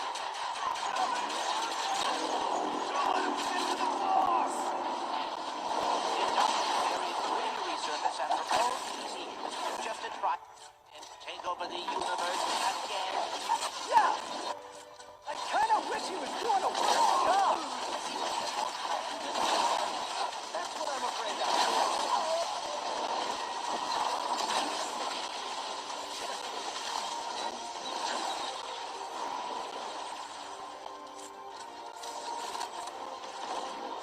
Where'd you go, Wombat?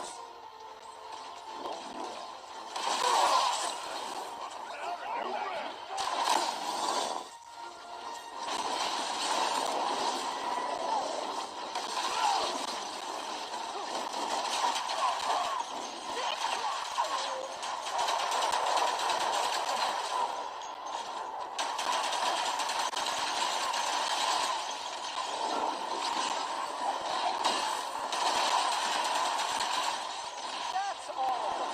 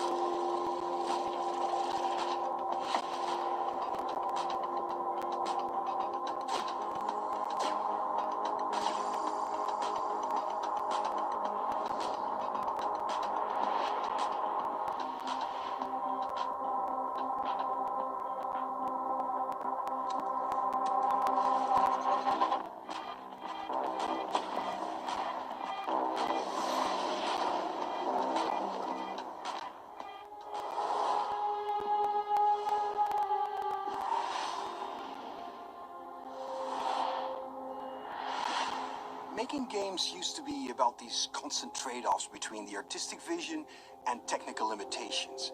With PS5, we're not going to be burdened like that. We're going to be able to realize our artistic vision a lot better. It's got a ton of horsepower, which is very easy to unlock, and it's a machine that's really easy to develop on.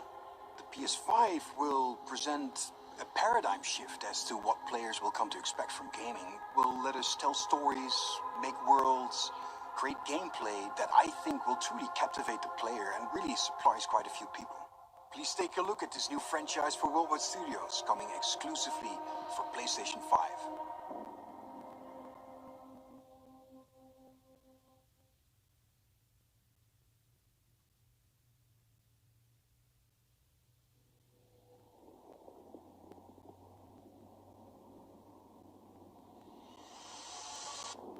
Over and over, I relive my first moments on this alien planet.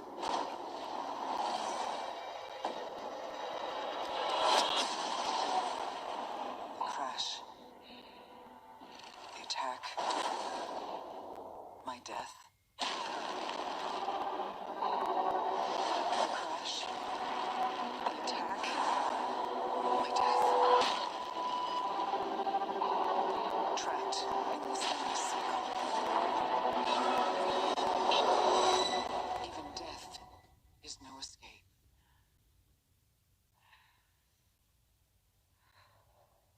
Each time I awake, this planet seems somehow different. Is it changing? This world is becoming part of me, infecting my mind, my memories. The longer I spend here, the more I can feel my sanity slip away. But I cannot lose hope.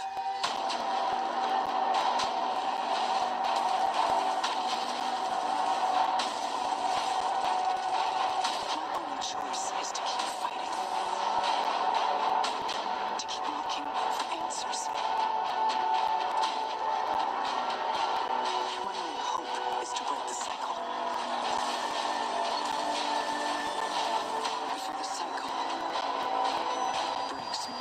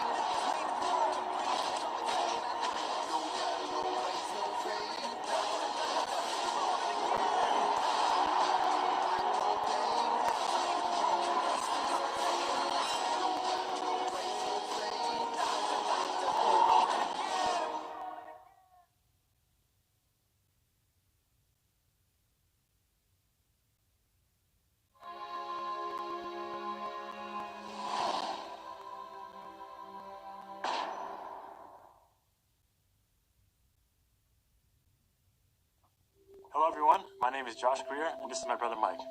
We're from Ember Lab, a small team with a background in film and animation. And we're very excited today to share.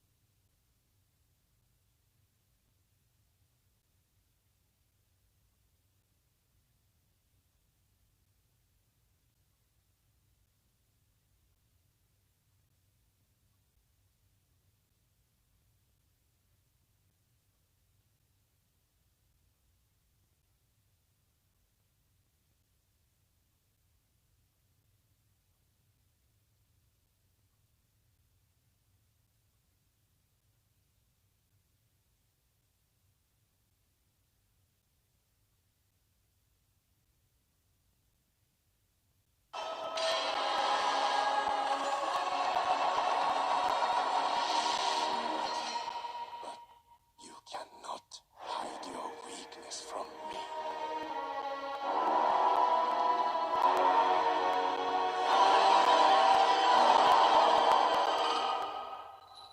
You have no power here, Kena.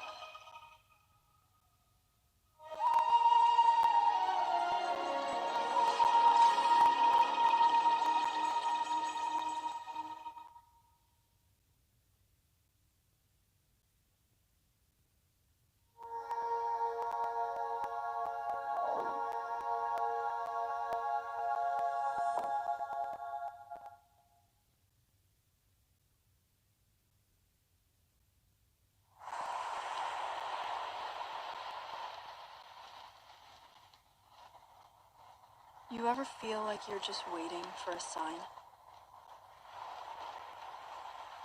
To do that thing you've always meant to do? Sometimes I feel like I'm just standing on the edge of doing great things. But something's holding me back. Maybe it's just nerves. Maybe it's the fear that I'll never be as good as what I imagine when I'm still just standing on the edge. But if we've got nothing else to lose, might as well jump.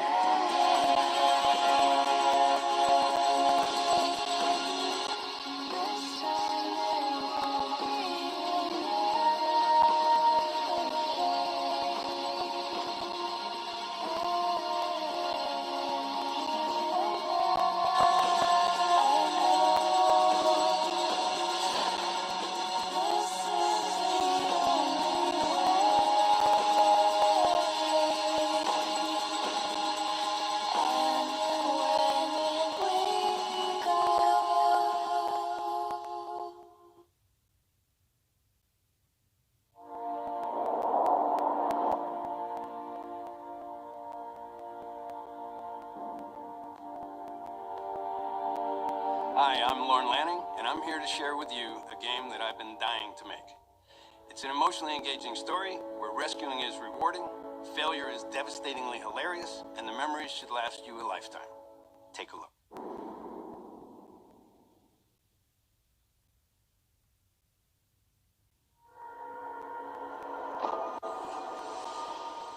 You are no longer a slave, Ed.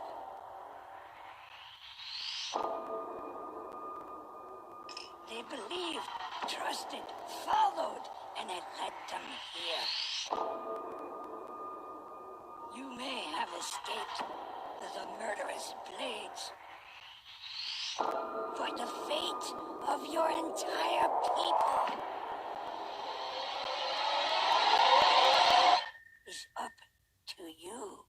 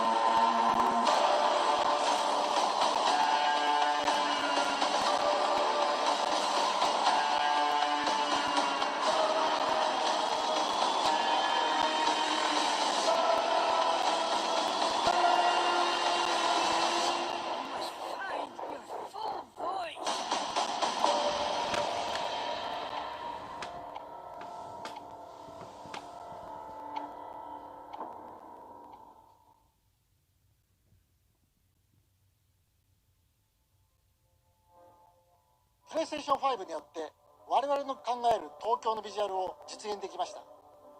今までに見たことのない東京の魅力を見て、聞いて、感じることができます。これからお見せするのはゴーストワイヤー東京の世界初のゲームプレイ動画です。スーパーナチュラルでミステリアスな東京、そこに潜む驚異と美しさを感じ取っていただけると思います。ぜひお楽しみください。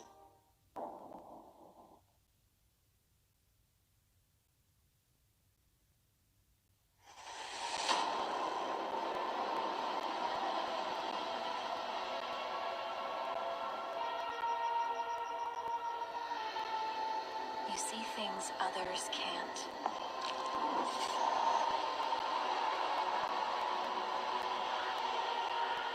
Hear threats others don't.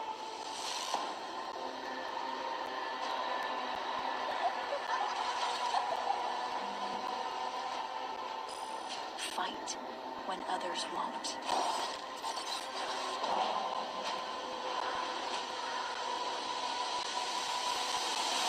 It's up to you to save Tokyo.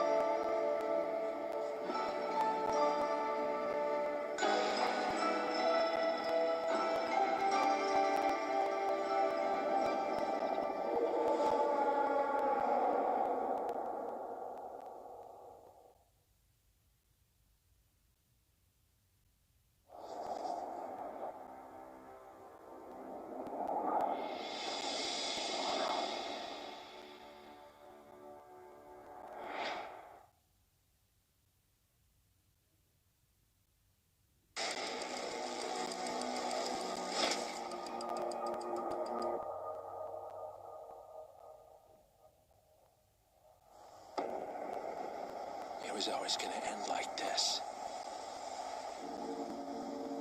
All your hard work, all your sacrifice, only sped up the process.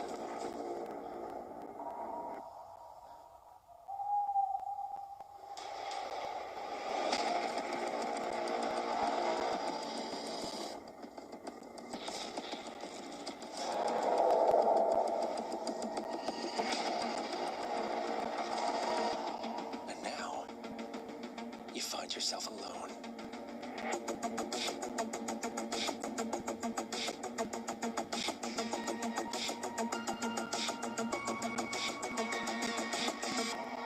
Only death awaits.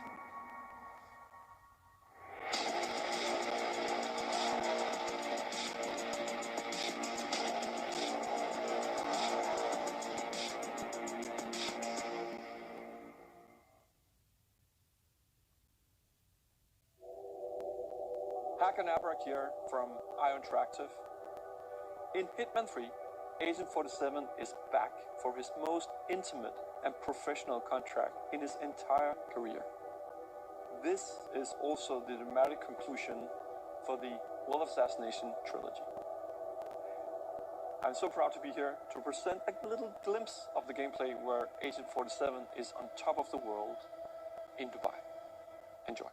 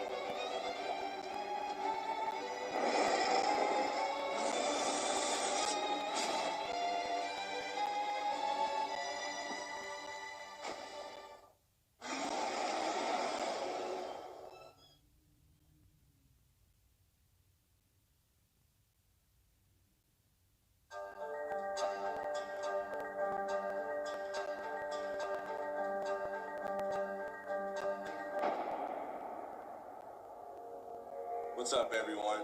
I'm Zion Williamson of the New Orleans Pelicans. Here we go. The first ever teaser for NBA 2K21. Y'all are not ready for this.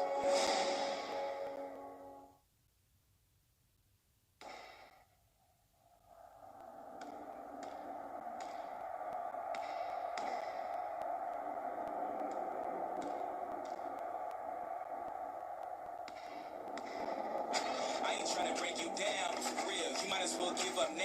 Think you got a chance, but I don't see how. Got a real tight grip when I hold that crown. I'm the first one in and the last one out. Whoever owns the place gotta drag me out.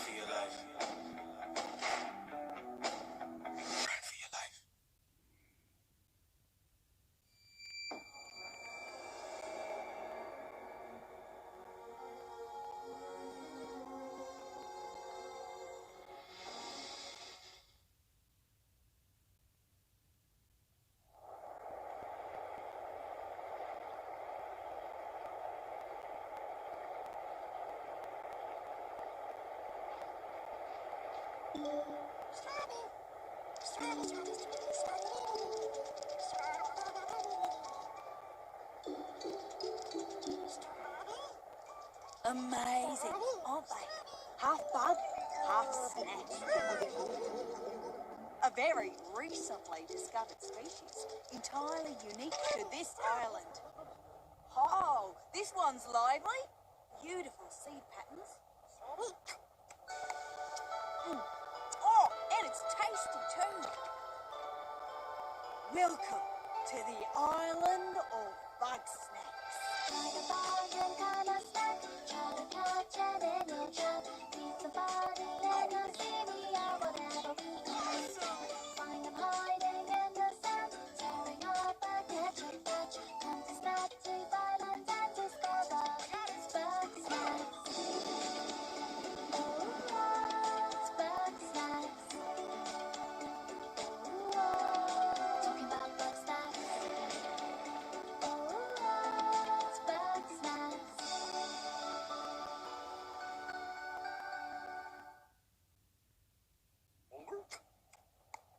My invitation is open.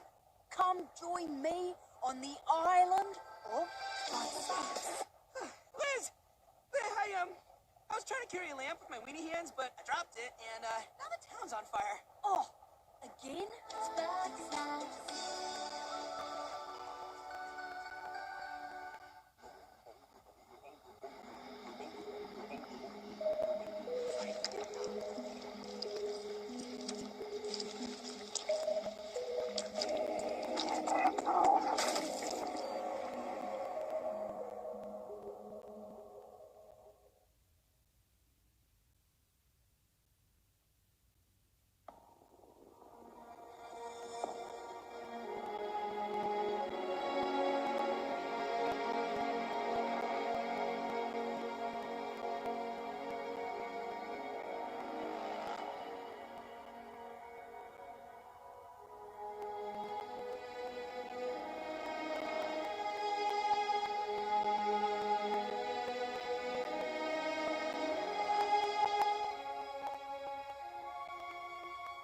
Hi everyone, thank you for being with us today for this very special event. But before we get to the end of the show, I have something very near and dear to me.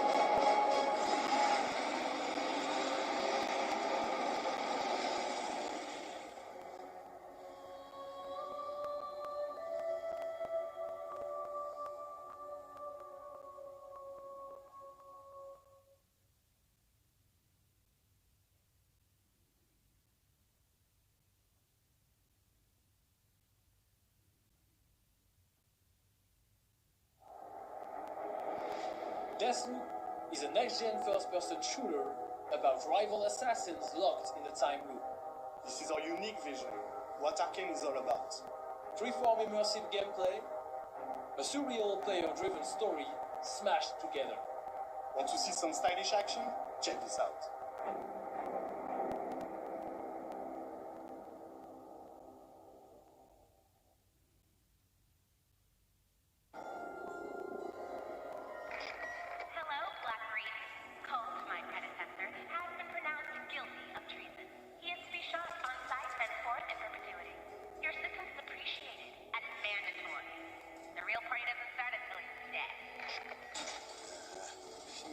Not making this easy.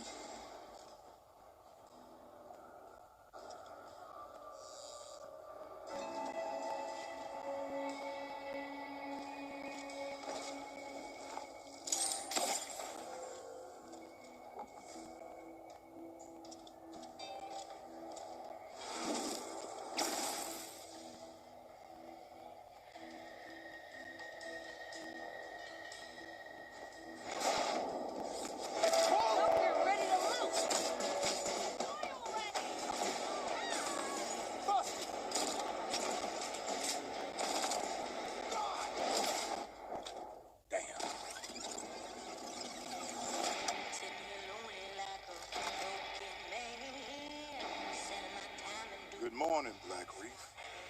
Another day, another death. Our time loops fun.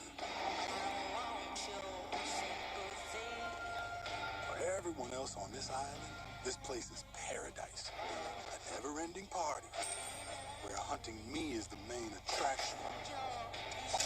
And no matter how I try to escape, they always cut me down. But I'm one stubborn motherfucker.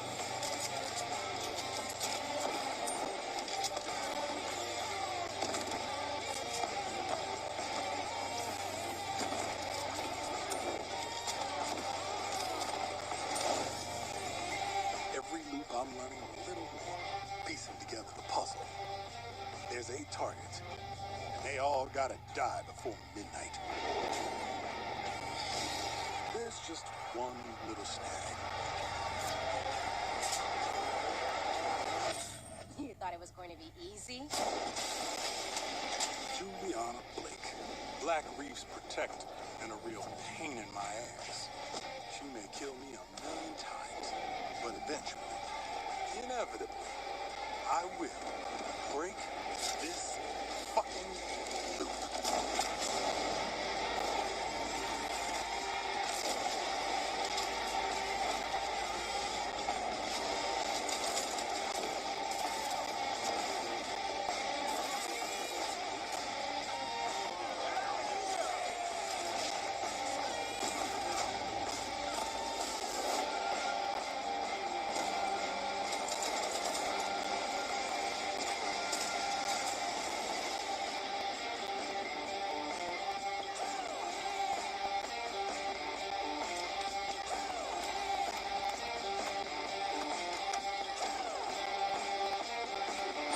I don't like watching you die. I like killing you. There's difference.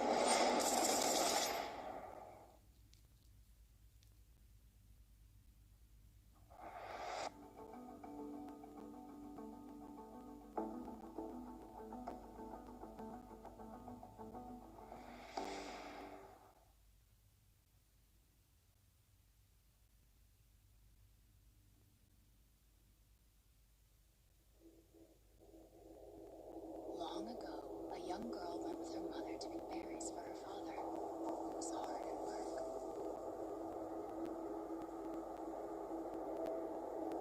But the forest greeted them with a dark, cold silence.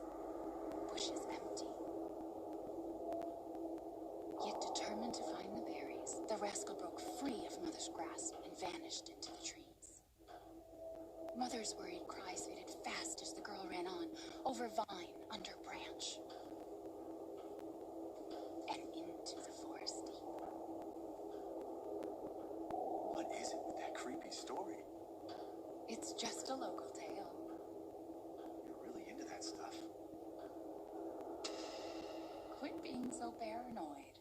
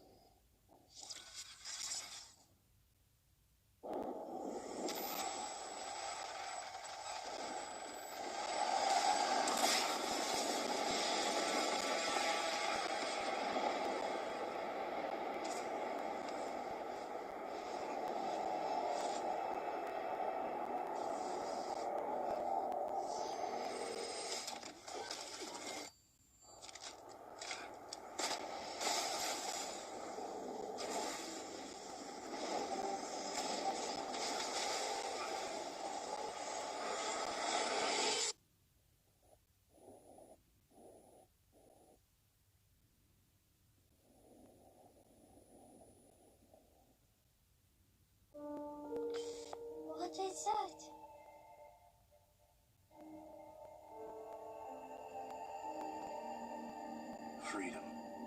Our freedom.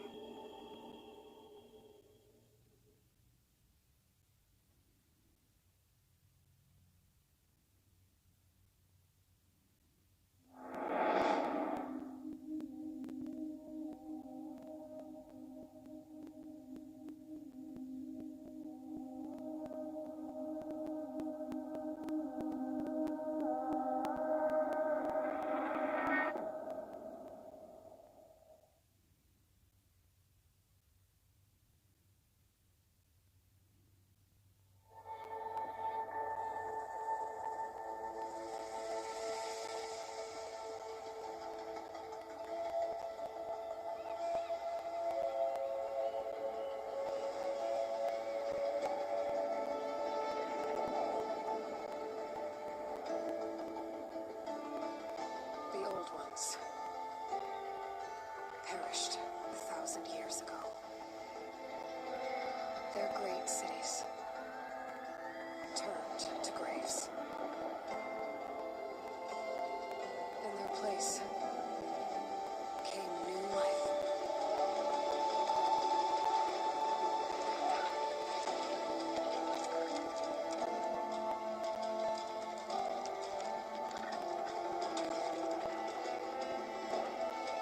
And new dangers.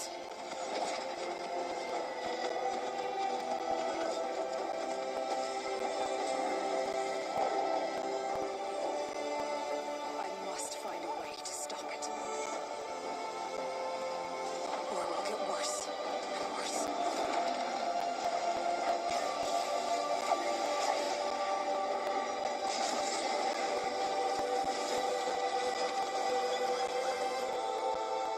Until it destroys us all.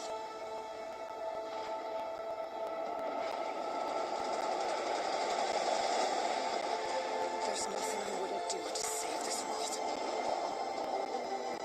No depth I won't explore.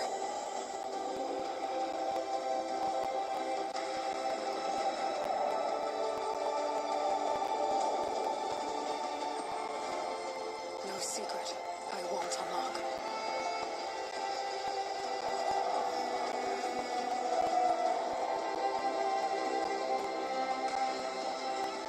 No barrier I won't cross. This mission is mine alone. If I falter, if I fail, there won't be anyone left to stop what's coming.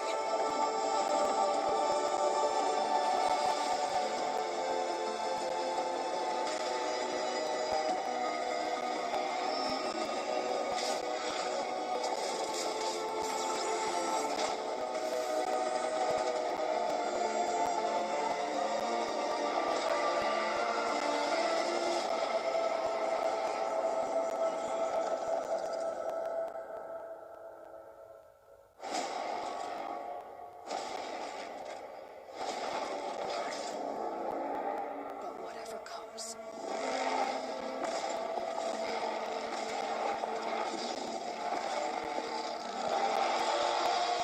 I will be ready.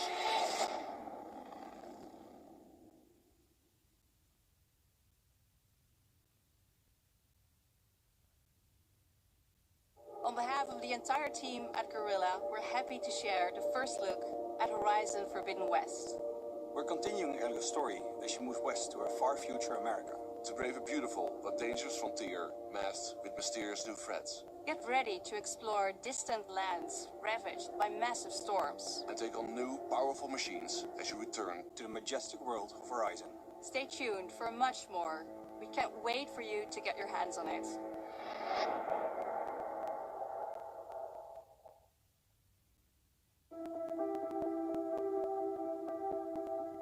I think there's a lot to look forward to for the community. I think fans are going to be really pleased.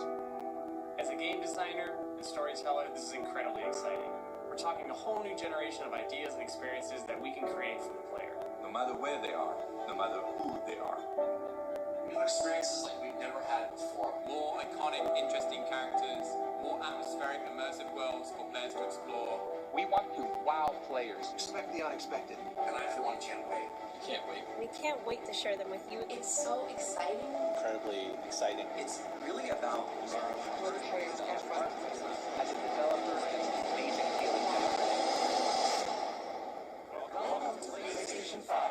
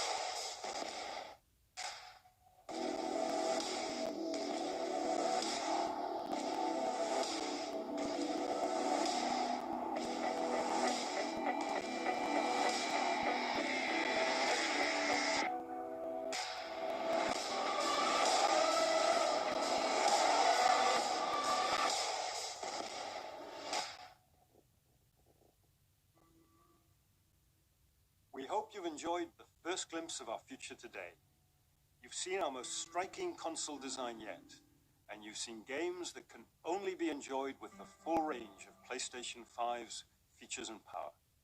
At PlayStation, we believe in generational transitions, and we put years of work into making them happen. We want you to enjoy the unique benefits of moving from one generation to the next. Thank you for joining us. We're launching later this year, and we have tons more to share. Welcome to PlayStation 5.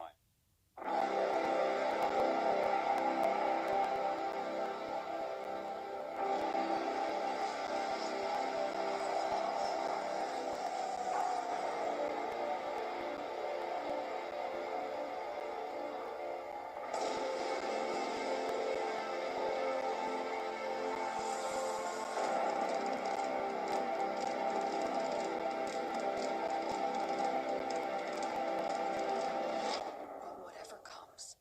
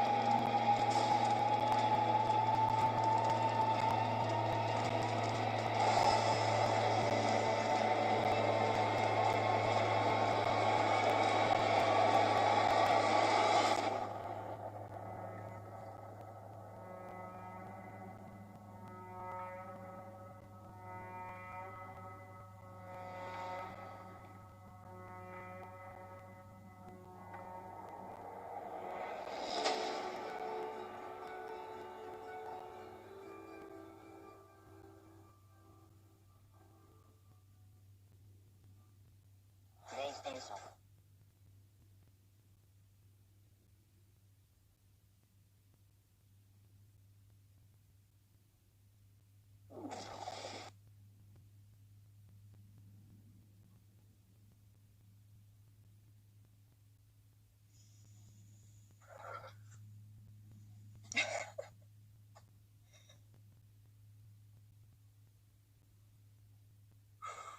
Hello. Beyond. I didn't even know what to say. I know. Well, I did that whole intro muted, so we're off to a great start. Anyway, PlayStation 5, we're going to look at the future of gaming, and it's definitely a lot squigglier than I think a lot of us were expecting. Hey, everybody, I'm Max, that's Lucy, that's Jonathan, that's Brian. We do a PlayStation podcast every week, and dear God, we haven't had anything to talk about for quite some time, but now we finally do. Too much. I don't know what compelled me to do this today, but I brought my white Vita to the shoot today, just because I wanted it nearby, and it feels like it fits in with the family of the PS5 that we just saw. It really does. Oh my God, you guys, this is great. Cool. Yeah. Okay, so let's start things off. We got our first look at the console after like a lot of kind of wait. We still do not have a release date or a price, which is like the top two things people are currently frantically Googling. That could change sooner or later. Who knows? That might go up quietly in a Wired article, or it might be the thing that Sony reveals during whatever happens for the thing to replace Gamescom later this summer. Yeah, so I was not expecting two different versions. I was not expecting a digital and digital only, and then a regular version with a disc drive on it. What did you guys make of that, Jonathan? I think it's genius. Jonathan, go ahead. I'm sorry, I'm very excited. You're all good. No, we're all so excited. It's crazy. No, I do think that's very telling, probably, of what the price might end up being. Because obviously the digital edition will probably come in at a little cheaper if they have the same storage space. And that might be a way to undercut what may be a high price point for the sort of standard version of the box. But I think it makes a lot of sense. Granted, a lot of people still do buy physical games, but we've seen, especially in the past few months, people are more than willing to buy a lot of games digitally when they need to. And so I think it makes sense depending on what you're looking for. Yeah, exactly. I think that we could actually see these consoles be comparable in price if the digital one is offset by having a much bigger drive. If there's something like 3 terabytes in there or more, I think that's a good way to future-proof it. I'm already torn on which one I want, which I think is a good problem for them to have. Now, Lucy, you've been very vocal on Twitter about how much you wanted like a stupid design. You wanted it to look like the Homer, the car designed for Homer Simpson. Is it dumb enough? It's perfect. This is what my tweet was, all right? I'm sick of black box console design. I want the PS5 to be a triangle with some sort of origami folding structure, bright orange, and it sings some real Homer's car stuff, honks when you turn it on, let's go nuts. That was my tweet. I feel like, that was obviously, I was swinging for the fences there, but I feel like what we actually got was kind of on par with that. It's wild. It's such a crazy design. It's incredibly futuristic. It's bizarre. It kind of doesn't make any sense. It looks like it does look like a sort of like a PC rig that someone very high built.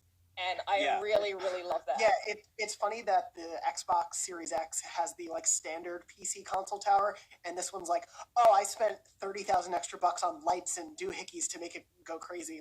I do think some of the design is definitely there for the ventilation, because as we've all discussed on Beyond, the PS4 Pro sounds like a jet engine all the time, so they probably worked to fix that. But yeah, This is the first time a video game console has been on par with the fake video game consoles that leak before the real video game consoles come out. There's always these mock renders that come out that are so ridiculously over the top, like the Nintendo Revolution, which was like this cyborg helmet. This looks like one of those fake mock-ups. If we had seen this a month ago, we would have been like, yeah, right, no way in hell, somebody made that in AutoCAD. This is nonsense, you're a liar. And now it's here, and I'm like, yeah, it's real. But of course, it's also got the same aesthetic and design as the DualSense. I don't really know why we thought it was going to be more conservative. It's very much a DualSense companion.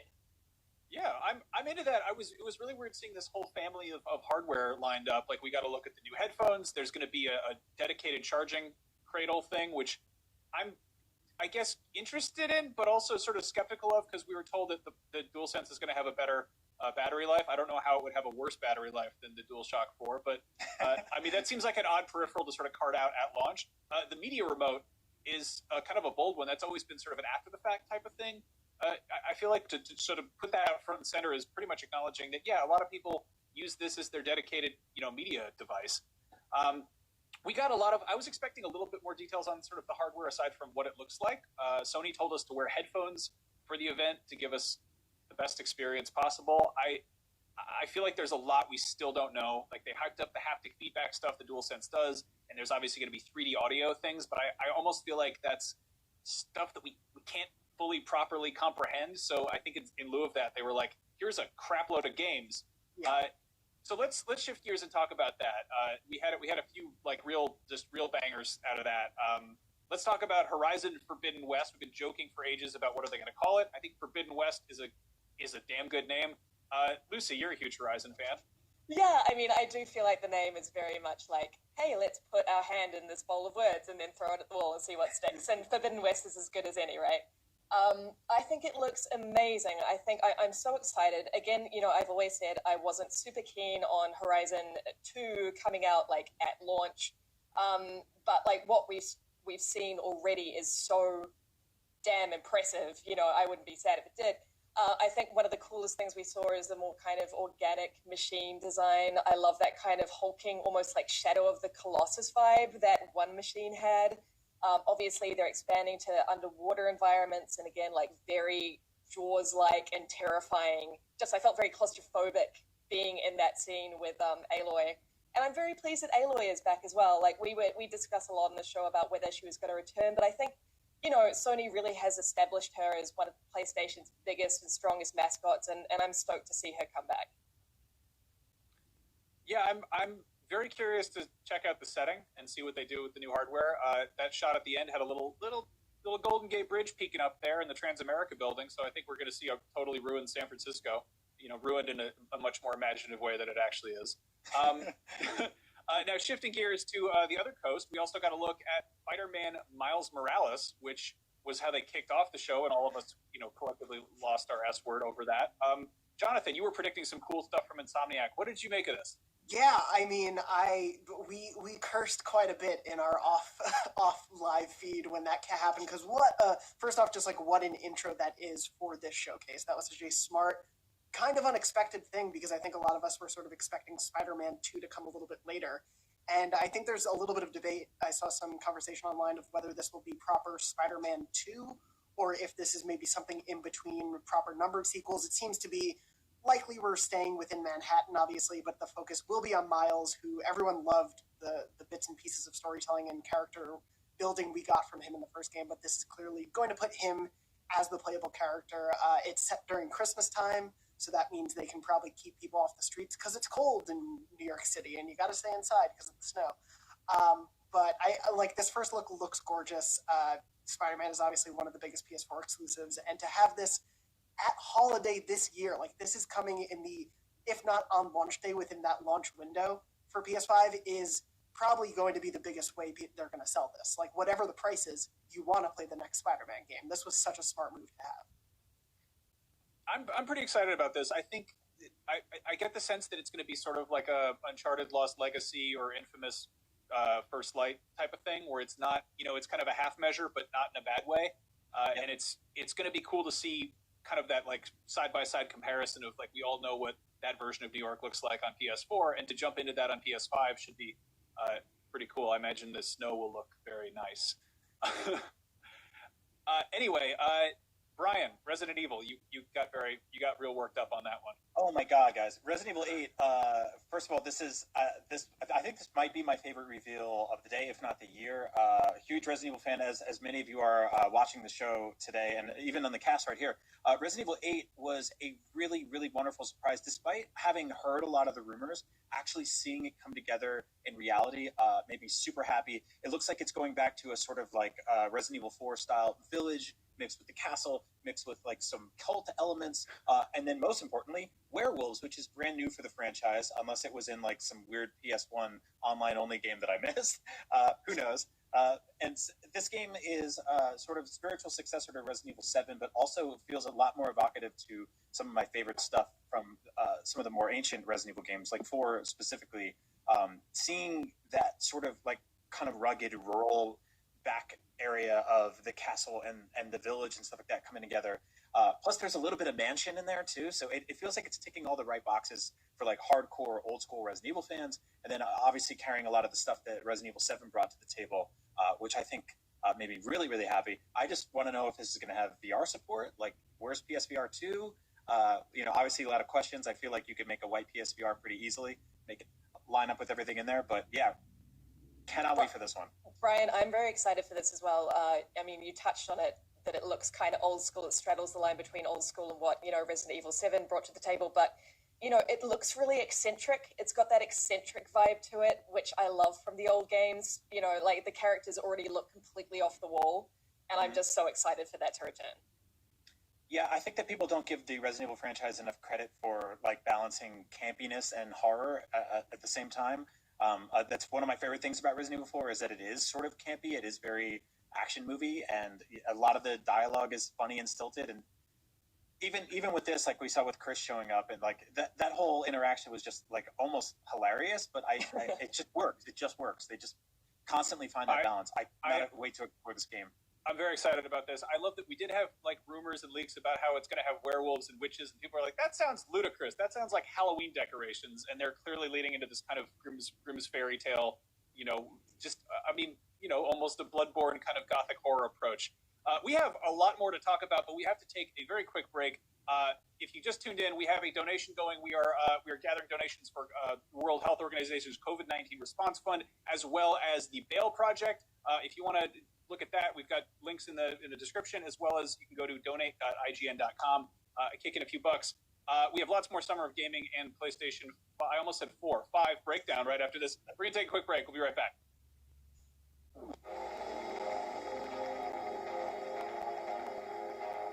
Everybody loves watching a speed run of their favorite game. But what if you got the opportunity to peek into the minds of the developers while they watch their games getting completely wrecked? That's exactly what happens in every episode of Game Devs React to Speedruns. You can do that. Oh my god! We invite you to ride along with the developers as they react to, question, and enjoy some of the most skilled players exploiting and speeding through a game it took years of their life to create. Join us every Saturday for a new episode. If you're not following IGN on social media, what are you waiting for? We're constantly updating our feeds to bring you the latest news, gameplay, custom original content, the best user-generated videos and art, memes, and a whole lot more. Be part of the conversation throughout the year. Follow IGN on Instagram, Twitter, Facebook, TikTok, and Snapchat.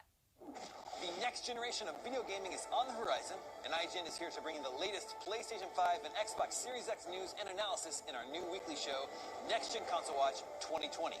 We'll bring on the experts to discuss and analyze all the latest developments around these new consoles. From frame rates, services, features, peripherals, and even all the new tech jargon, Next Gen Console Watch 2020 will keep you up to speed on everything leading up to the next generation of gaming. Join us every Friday for a new episode. News, games, and more is IGN's live news show every day of the week that covers all the day's news about games, movies, comics, and of course more. This is our daily live show that takes a rotating cast of IGN talent going over all the latest news of the day while taking live questions and comments from chat. We're live every Monday through Friday at 4 p.m. Pacific, 7 p.m. Eastern, and you can find us on mixer.com/IGN, youtube.com/IGN, and twitch.tv/IGN. See you there.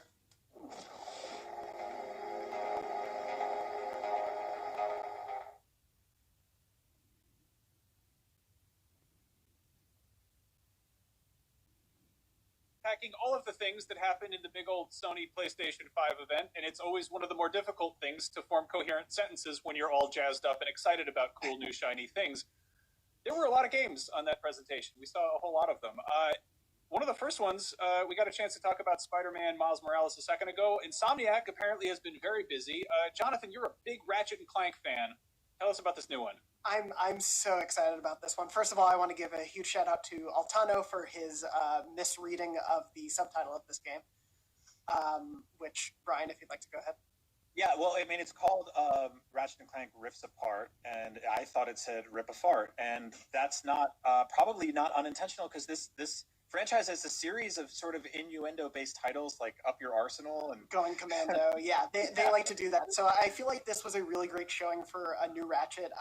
It clearly, I think, was the best example of what we've heard about from Sony for the PS5's SSD, basically minimizing or erasing load times as we know them in current games. And you see the way that Ratchet is jumping from different environment to different environment, other elements from other environments are coming in. He's able to sort of shift the reality like via these rifts around him. It seems to really be showing off that, hey, all this stuff is going to be instantaneous and it's going to still look beautiful. It's going to run well. Like, you don't need to worry about a load in between each of those rift jumps. I think this looks gorgeous. I think this was one of the smartest reveals to kind of showcase what is probably a hard thing to show off. Mm-hmm. Yeah, I also love there's a gun here that turns people into trees, I think, which is like pretty on brand for, that's new, yeah?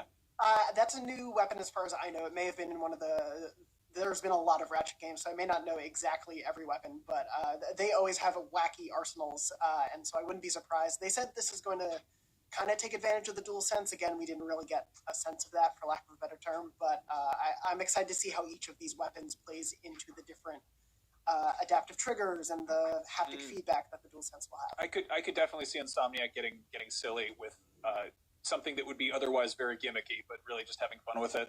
Also, if I hadn't played that last game, I would think that this was complete and utter, like, just fakery.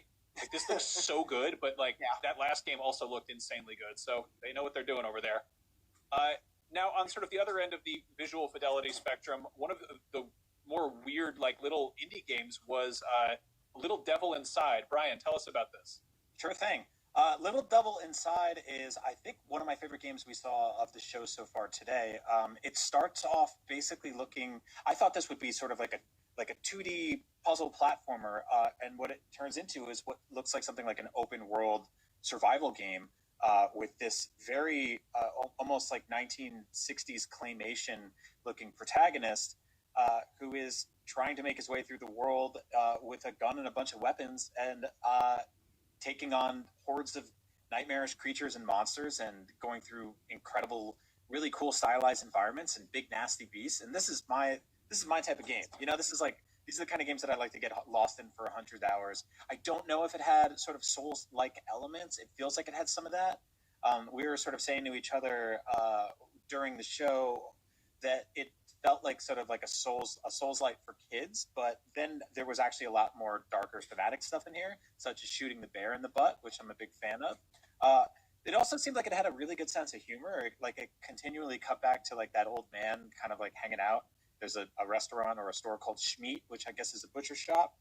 So I don't know if this is like, it's hard to tell if this is like an old man is recanting his stories as a child adventurer, or he sent the child out into the world to do his bidding. I mean, really, there's a lot to try to unpack here, and it's one of those games where it's pretty hard to make sense of what exactly it is you're doing. Fun thing about this is it's actually this wasn't a world premiere reveal. This has a Steam page that has been around since 2015 and was, I believe, a Kickstarter game. So it seems like Sony's been paying close attention and scooped up some projects that really like have been in the works for a while, but maybe haven't had the correct amount of hype associated with them. Another one that's also been kind of kicking around was Stray, which was the futuristic cyberpunk game where you're a cat wearing a backpack, which is cool. Oh, Stray looked so good. Good. This was one of those games.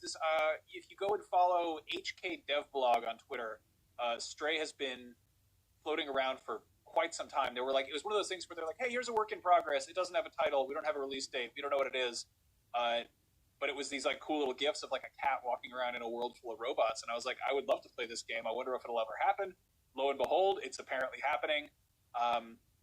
It's kind of neat to see these projects actually get, put front and center as more than tech demos or sort of, arts and crafts stuff. Again, like, I don't know what this game is about really. You're a cat. There's robots. Lucy, what do you think? What do you think you do? Well, I mean, I don't know. It's like, for me, the aesthetic is so gorgeous and it's got cats in it. So those two things combined are very much, up my alley.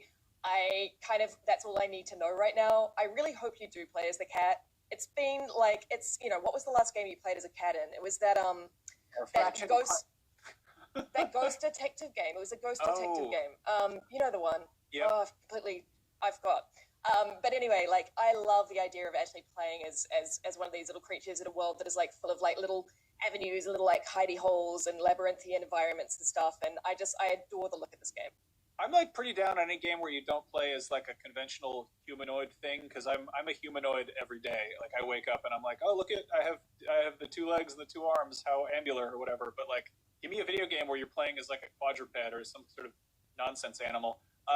Lucy, you mentioned the Ghost game that we forgot the name of. What about Ghostwire Tokyo? This is a new game. We got this revealed at E3 last year. This is from Shinji Mikami's studio. Tell us about it. Yes, Tango. I just want to point out that the power of my hype for this game has actually killed one of my lights, so that's why that's why my blue light's suddenly gone. But look, it looked amazing. I did not expect this game to be first person. I didn't expect it to sort of be this amazingly cool cross between Control and Dishonored. It looks less like traditionally spooky than we've come to expect from Tango Gameworks, but at the same time, I think it's incredibly intriguing, and it's got some very cool little horror tropes in there as well. Of course, the headless schoolgirl and a sort of Slender Man type character. I think it's still kind of an unknown. It's slightly unknowable as to how you actually play this thing, but it just looks so cool and so different and unlike anything that we've sort of seen from Shinji Mikami and his studio before. So I'm really intrigued by it, and I can't wait to see more. Well, we have to take a quick break. We'll be right back after this. I really want to talk about Demon's Souls, and I know the rest of us do too, and I'm sure we're just real salty we didn't get to see any Elden Ring. But we're going to take a quick break. We'll be right back. IGN Summer of Gaming is brought to you by Fuser, who'll be partying with us all summer long.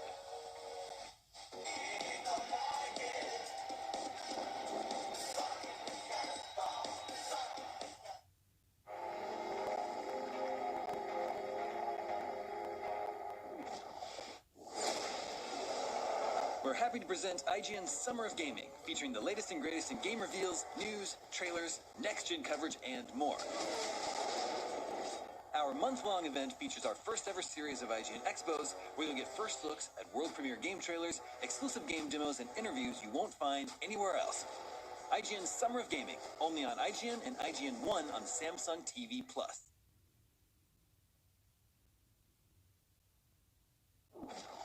Tired of watching IGN on those tiny cell phones and tablets?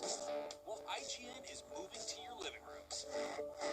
Starting in June, tune into IGN One on your Samsung TV Plus to see all that IGN has to offer, beginning with our exclusive Summer of Gaming event. You'll get first looks at world premiere game trailers, exclusive game demos, and next-gen console coverage that you won't find on any other network, only on IGN One. The next generation of video gaming is on the horizon, and IGN is here to bring you the latest PlayStation 5 and Xbox Series X news and analysis in our new weekly show, Next Gen Console Watch 2020. We'll bring on the experts to discuss and analyze all the latest developments around these new consoles. From frame rates, services, features, peripherals, and even all the new tech jargon, Next Gen Console Watch 2020 will keep you up to speed on everything leading up to the next generation of gaming. Join us every Friday for a new episode. News, games, and more is IGN's live news show every day of the week that covers all the day's news about games, movies, comics, and of course more. This is our daily live show that takes a rotating cast of IGN talent, going over all the latest news of the day while taking live questions and comments from chat. We're live every Monday through Friday at 4 p.m. Pacific, 7 p.m. Eastern, and you can find us on Mixer.com/IGN, YouTube.com/IGN, and Twitch.tv/IGN. See you there.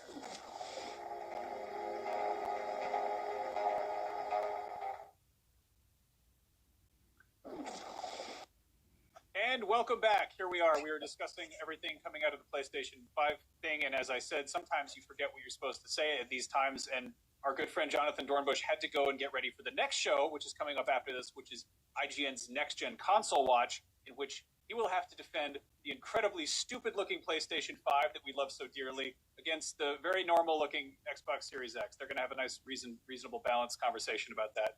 And the chat will erupt in argument. I'm glad I am not on that show, because I am all for this ridiculous design over the completely conservative Xbox Series X design. I mean, I feel like it's just like an interesting time for hardware. Like that's like we see every time. Social media is completely split on the design of this thing right now. I just saw a bunch of people comparing it to a Netgear router, and other people, I compared it to like a building in Minority Report crossed with the Nintendo Wii. Like there was a guy that took a picture of his router and put two white envelopes on the side, and like it's I mean, this is a wonderful time. I love watching people latch onto this. We will inevitably argue about it back and forth until we all have one in our homes, and then we'll just forget that it was once dumb looking.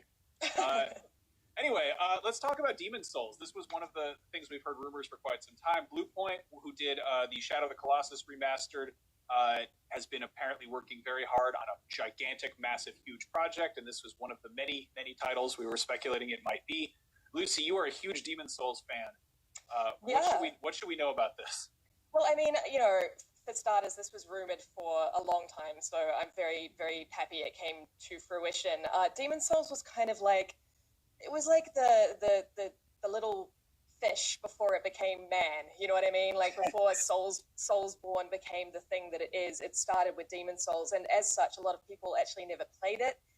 They picked it up at Dark Souls or Dark Souls 2 or Bloodborne in the case of many of us. But I did play Demon's Souls back in the day, and it is an absolutely gorgeous game. It's kind of as it stands as the original game, so I'm so pleased it's getting what looks like an absolutely gorgeous remaster. And this is a proper, sort of like remake, it seems, from the ground up, because we didn't even recognize it at first. And I'd sunk hours and hours into this game, and Bluepoint is so good at this stuff. It just has such a fantastic track record that I'm so stoked that this is the next franchise that they're touching. What should people who have never touched Demon's Souls know going in if they've played other FromSoft games? I mean, again, it's been a while since I played it. It is just, and I think, to be honest, Max, it was that sort of Dark Souls-esque thing that hooked me in the first place, like that FromSoft magic that I'd actually never seen before. And obviously, we have all subsequently discovered in further FromSoft games, just that sense of scale, and again, just that sort of hugeness of the enemies, and sort of stumbling across environments that you shouldn't stumble across. All those things we know and love from FromSoft. I mean, they all began with Demon's Souls. It's going to take a second for me to get refreshed on this game, because again, it was so long ago. I think 10 years since I played it. But again, it is like the forgotten child of FromSoft, and I'm very pleased that it's going to be popularized again. Yeah, this is definitely a surprising one for Bluepoint, but because we saw that tweet last year basically rumoring that it, or at least alluding to, that it could have been any number of PlayStation games. They literally dropped the name of pretty much every PlayStation or PlayStation-adjacent game in history in one tweet. But this is a nice surprise. I'm totally going to dig into this one. I skipped this the first time around, and so this is going to be a brand new game for me. I'm really, really excited to play it. Yeah, I also just quickly want to point out that it was that and Resi was they were really refreshing changes of pace in that showing, which was like really focused on kids games for the most part, which makes complete sense because it's a holiday period when the PlayStation 5 is going to be released, and kids are going to want these things. But I was very happy to see something that was kind of like more our speed as well. Mm-hmm. Now, obviously, a lot of people are dying to see Elden Ring, which is FromSoft's next big project with George R.R. Martin.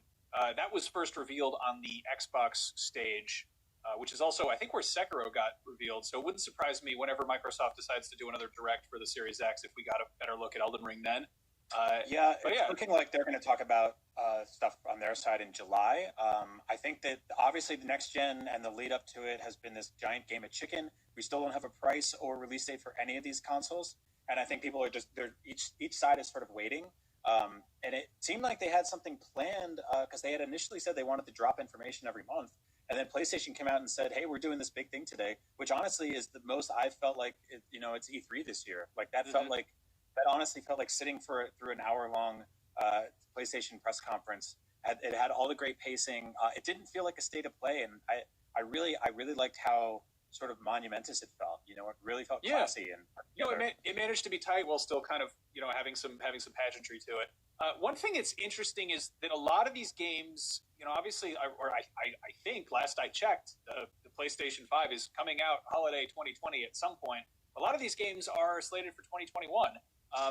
The only three that had a hard 2020 release date were Miles Morales, Jet, which was the Super Brothers Sword and Sorcery game, and then Godfall, which is Gearbox's new game, which all said holiday 2020. Meanwhile, 2021 had GTA 5 updates, Ghostwire Tokyo, Stray, Goodbye Volcano High, The Sad Dinosaur Yearbook, throw your yearbook in the fire game, Solar Ash, Hitman 3, NBA 2K21, obviously that's a 2021 game, and then Resident Evil 8, and then Pragmata's 2022. That's the weird Capcom game with the X-ray cat. It looked like a Death Stranding. And then Gran Turismo 7 and Horizon and Demon's Souls and Project Athia. None of those have release dates. So, like, I don't know. Yeah, jury's still out on what we're going to be playing this fall, you know? I mean, we're going to be playing Spider-Man. That's the flagship first-party title for sure. But we're also be playing a ton of third-party stuff. I think that this was them being like, this is, you know, we're planting the flag. This is what our first-party studios that are ready to talk right now are working on. This is what you'll be playing soon. But the next few months are going to be the rollout of everything that we expect to see from third parties, and, you know, companies like EA and Ubisoft always do a really good job of supporting next-gen consoles and new consoles on day one. And obviously, the games that they're working on, these are going to be the best versions of those things will be running on PS5 and the Series X. So I think that, like, this showed today what they're working on internally, but third parties are going to be really padding out that lineup come this fall.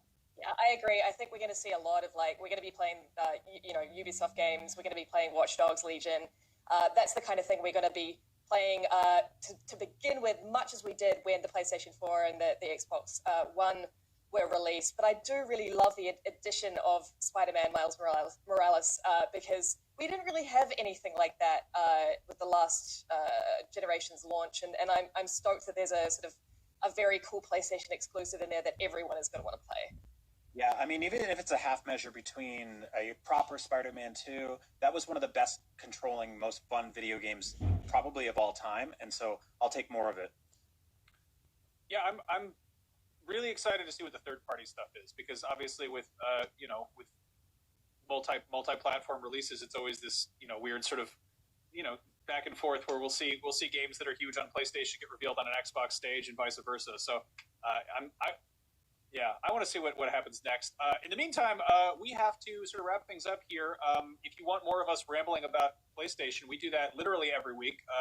Jonathan Dornbush usually leads the charge on us and runs a much tighter ship than I do. But that's you can find that on YouTube.com. Oh, thank you, Liz. You can find that on IGN, YouTube.com/IGN Beyond, or wherever you get your podcasts. Right now, or coming up, we've got Next Gen Console Watch, where everyone's going to kind of argue about the two different shaped boxes and what they will do in the future for games. But don't forget, we keep those donations coming. What is coming up next? Am I looking at the wrong thing on my screen? Probably. I can't even read that. Anyway, we're doing a donation drive. The wheels are falling off my particular car. But if you want to support the COVID-19 response fund for the World Health Organization or the Bail Project, you can head to donate.ign.com or check the description of this video for some donation links. Next Gen Console Watch 2020 brings more details on the PS5. And following that, we've got news, games, and more. That's around 3 p.m. Pacific. And then tomorrow, we've got lots more of this stuff. We've got some more game reveals. We've got some more interviews, more gameplay, all sorts of stuff. And then just a lot of stuff. Lucy, Brian, thank you for hanging out. Thank you for talking Thank about you, guys. PlayStation. I could not have had a better group of friends to see the PlayStation 5 for the first time forward. We were giddy in the chat. Obviously, Max plugged it already, but we will be doing a full hour-long episode of Beyond, sort of like spreading our wings a little bit about how we feel about all of this. And so that'll go up on your podcast platforms and YouTube and stuff as soon as we finish recording it. But yeah, I had a blast with you guys today. We're just getting started, so this is the best. This felt like being at E3 for me. I miss you guys so much, and this is just such like a delightful thing to do today. This was fun. It's nice to get excited about stuff. Well, thanks everyone who watched, and stick around. There's lots more coming up on IGN Summer of Gaming. IGN Summer of Gaming is brought to you by Fuser. You'll be partying with us all summer long.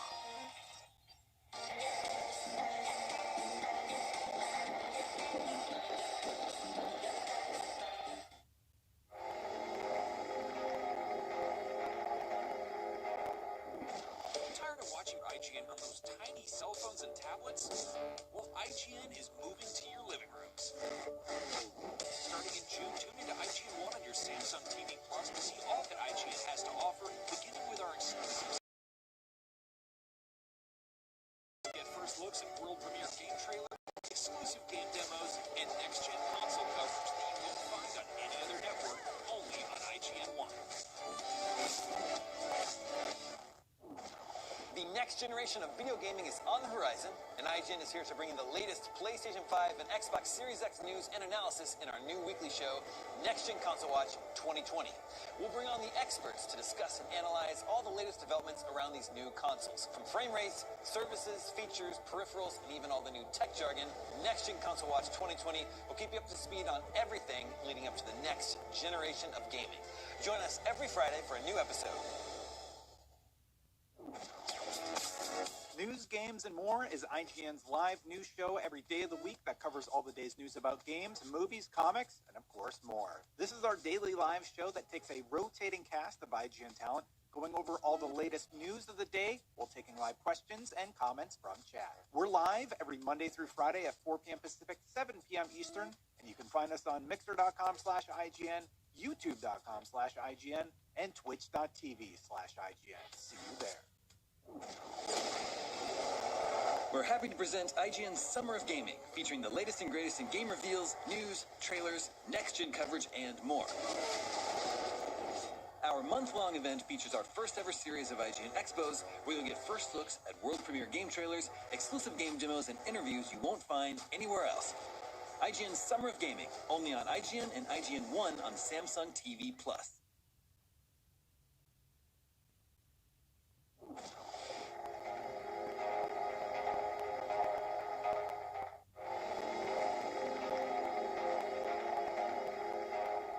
The next generation of video gaming is on the horizon, and IGN is here to bring you the latest PlayStation 5 and Xbox Series X news and analysis in our new weekly show, Next Gen Console Watch 2020.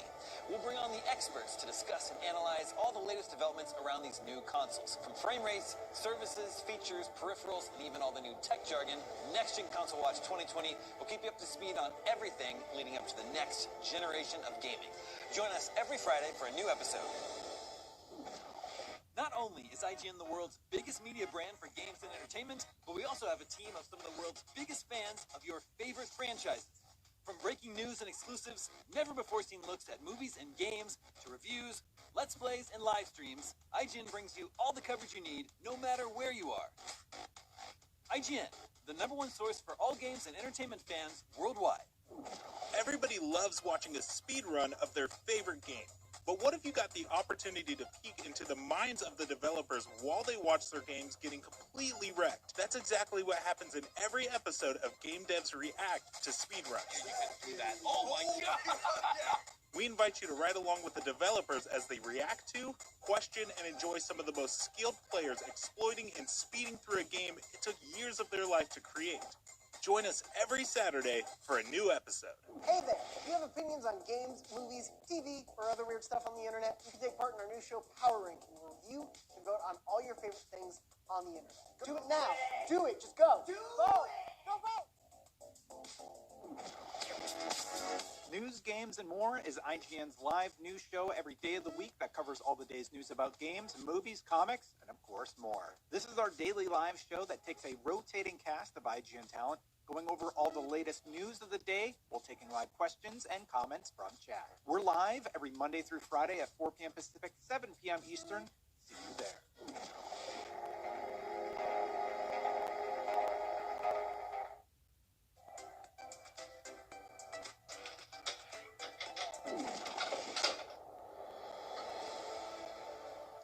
Welcome to another Next Gen Console Watch 2020, our show where we follow all the news and rumors on the PlayStation 5 and Xbox Series X. Something tells me today we're going to be talking about a little bit more about one than the other. I'm David Hatfield, and as always, I am joined by Ryan McCaffrey, host of IGN's Xbox podcast, Podcast Unlocked.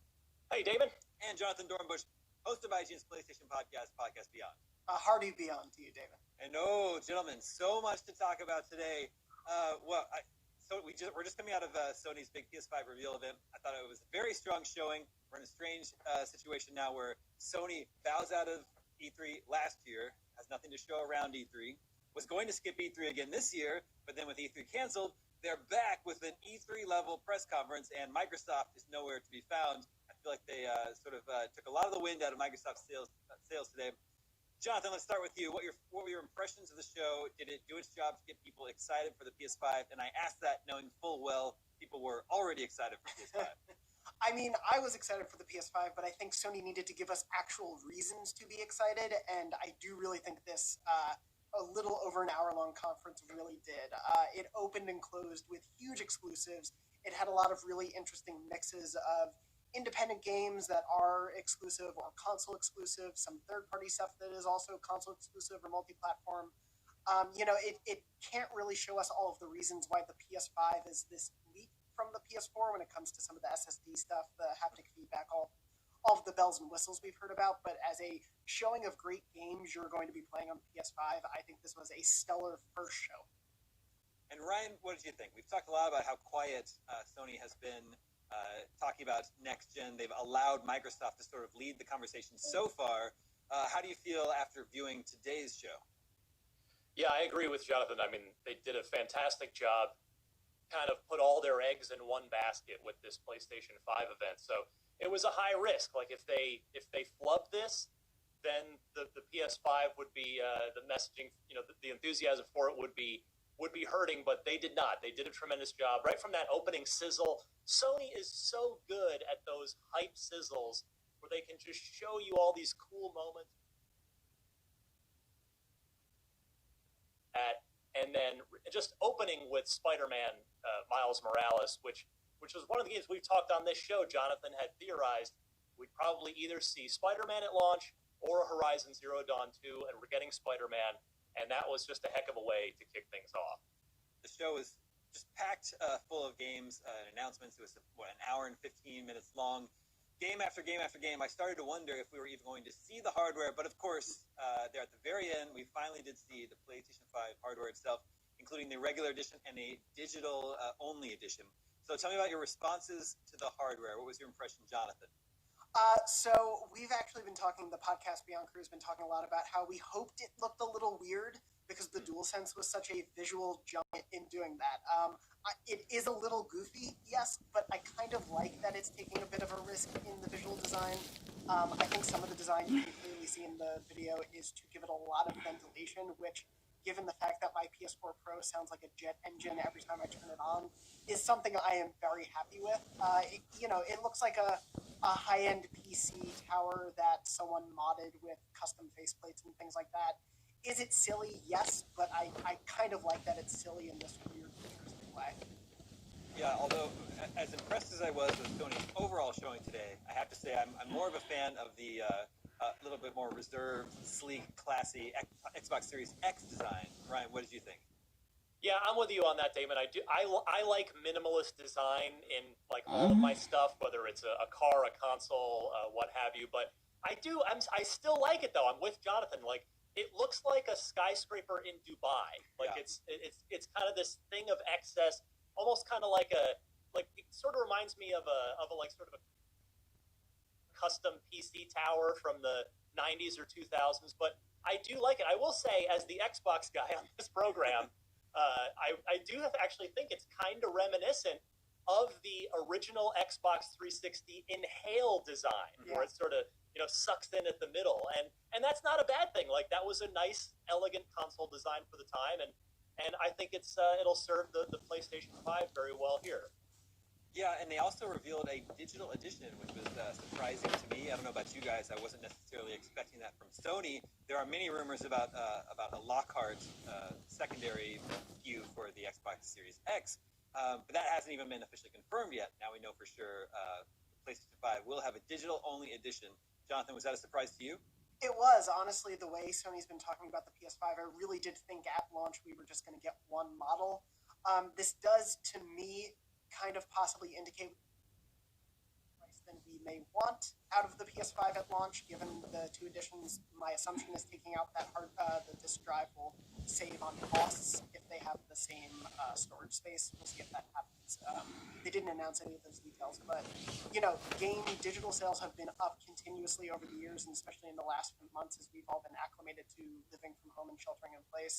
So it makes sense to offer that now. Of course, Microsoft had the Xbox One S or the Xbox One S digital edition, maybe a little bit ahead of its time now, but I think it's a smart. They didn't say anything about the digital edition being less powerful than the regular PS5, but Ryan, correct me if I'm wrong, the rumors about the Lockhart are that it is less powerful than the Series X, isn't that right?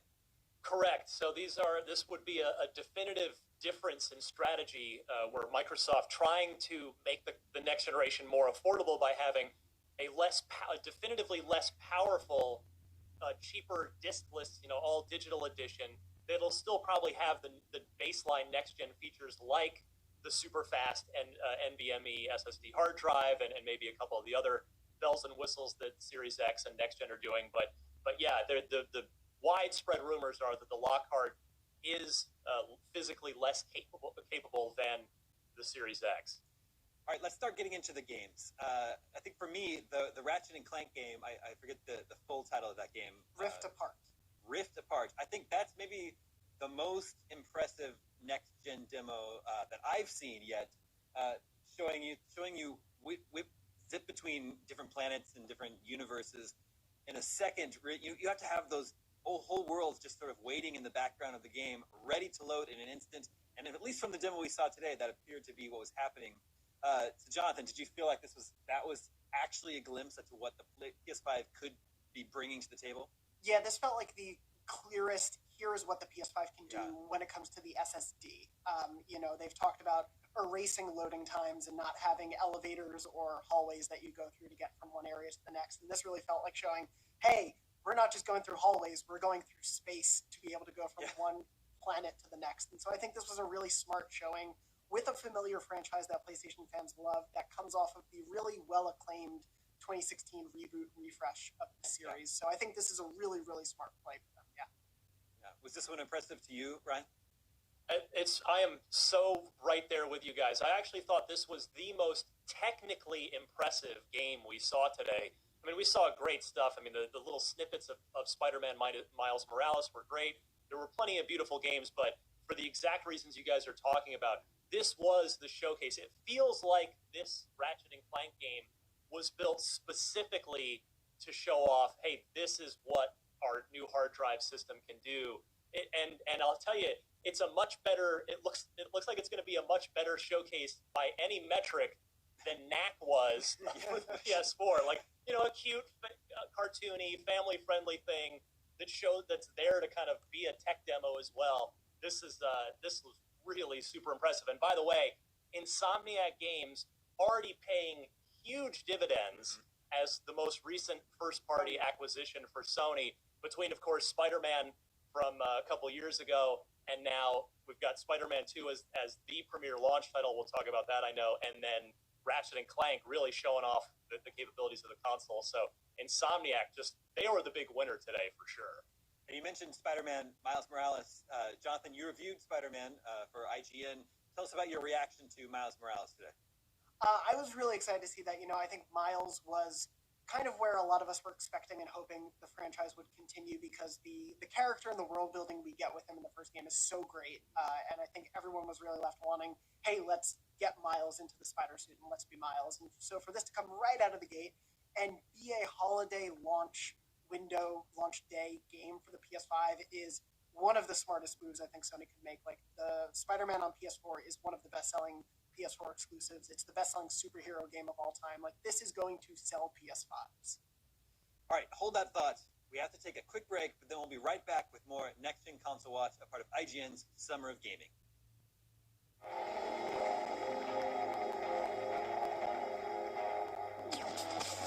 News, games, and more is IGN's live news show every day of the week that covers all the day's news about games, movies, comics, and of course more. This is our daily live show that takes a rotating cast of IGN talent going over all the latest news of the day while taking live questions and comments from chat. We're live every Monday through Friday at 4 p.m. Pacific, 7 p.m. Eastern, and you can find us on mixer.com/IGN, youtube.com/IGN, and twitch.tv/IGN.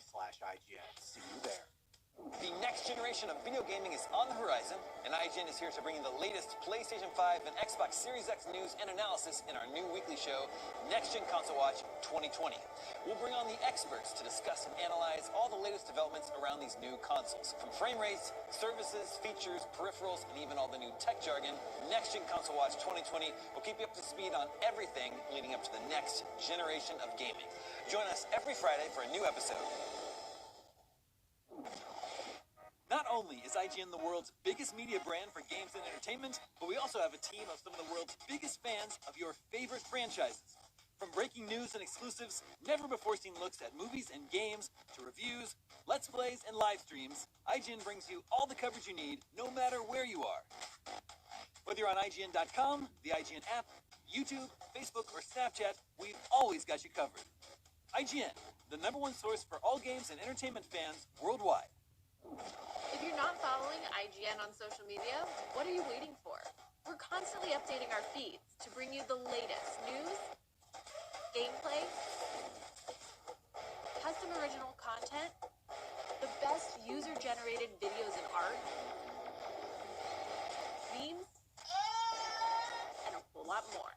Be part of the conversation throughout the year.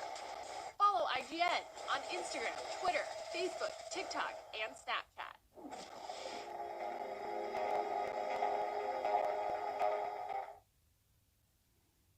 Oh, interesting. The Resident Evil press release just Welcome back to Next Gen Console Watch 2020. And don't forget, all summer of gaming long, IGN is asking you to consider donating to the World Health Organization by clicking the Tiltify donation link in the description of your video player. All donations will go to the COVID-19 Response Fund, dedicated to studying, tracking, and combating COVID-19, as well as the Bail Project in support of Black Lives Matter and reuniting families in need. By donating, you'll have a chance to win codes for games like Resident Evil 3 and swag from companies like id Software. And if you give more than $50, you'll be entered for a chance to win a custom Summer of Gaming Xbox One X. For extra Summer of Gaming goodness, download the TikTok app, follow IGN, and check out IGN's Summer of Gaming hashtag to watch along with live events and submit your own Summer of Gaming moments, reactions, and plays, or leave us a Yappa video comment in the comments section of this video on IGN.com. Your Yap end up on the stream. Let's get back on track to talking about all the games that we just saw at the big PS5 reveal of them. As we're talking, very impressive showing today. But one of the strange parts of the show, I thought, was that it opened up with GTA 5. The fact that it's coming to PlayStation 5 and is apparently going to be free to PlayStation Plus subscribers. Did you think that was a strange way to open the show, Jonathan? I think it was strange. I think it shows that a lot of money went into putting that there because it almost opened before the even proper PlayStation Showcase intro graphics seemed to come up. So I think that was definitely a Rockstar PlayStation deal that went through and led to that. But GTA 5 is one of, if not the biggest games of all time. It's one of the most acclaimed games of all time. Not a bad game to tell a large audience who is obviously watching the stream that you're going to have this in next gen. Yeah, Ryan, you reviewed GTA 5 for IGN, I believe. Oh, I wish I had. I didn't. Oh, no, you didn't. But I do think I couldn't agree with the 10 we gave it at the time more. Gotcha. I genuinely think it's one of the greatest games of all time, and this thing is now going to span 3 generations because remember it debuted on the PS3 and the 360 7 years ago, September of 2013. And then in holiday 2014, we got the PS4 and Xbox One versions that added the first-person mode, among other things. And now here it's going to live on into the PS5 Series X generation. And I'm thrilled about that because it's just a tremendous game. In fact, I will say it made me, watching that at the beginning of the conference, I was a little puzzled, wait, why are they showing a PS4 game to start? But it did make me want to go back and play some GTA 5 because I love that game. I thought maybe it was going to be a new expansion that was coming to PS5 or something like that. But no, that single-player DLC that we never got. We saw a lot of third-party exclusives today, which is pretty interesting. 2 games from Bethesda, Ghostwire Tokyo and Deathloop, and then Project Athia, which is from Square Enix, which I thought looks actually really, really cool. this is just sort of another area that Sony seems to excel in. Jonathan, were you surprised that 2 Bethesda games are going at least timed exclusive to PS5?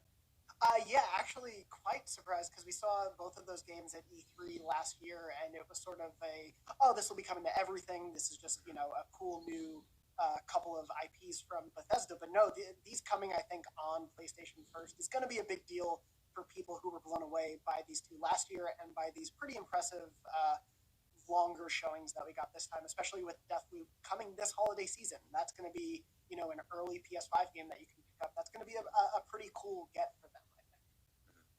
Yeah, Ryan, what was your reaction to these third-party exclusives? Yeah, I mean, it's an area where Sony continues that's how they're going to stay ahead. Like, Microsoft can't or won't get these third-party exclusives, particularly out of Japan. With Square Enix and then Tango Gameworks through Bethesda there on Ghostwire.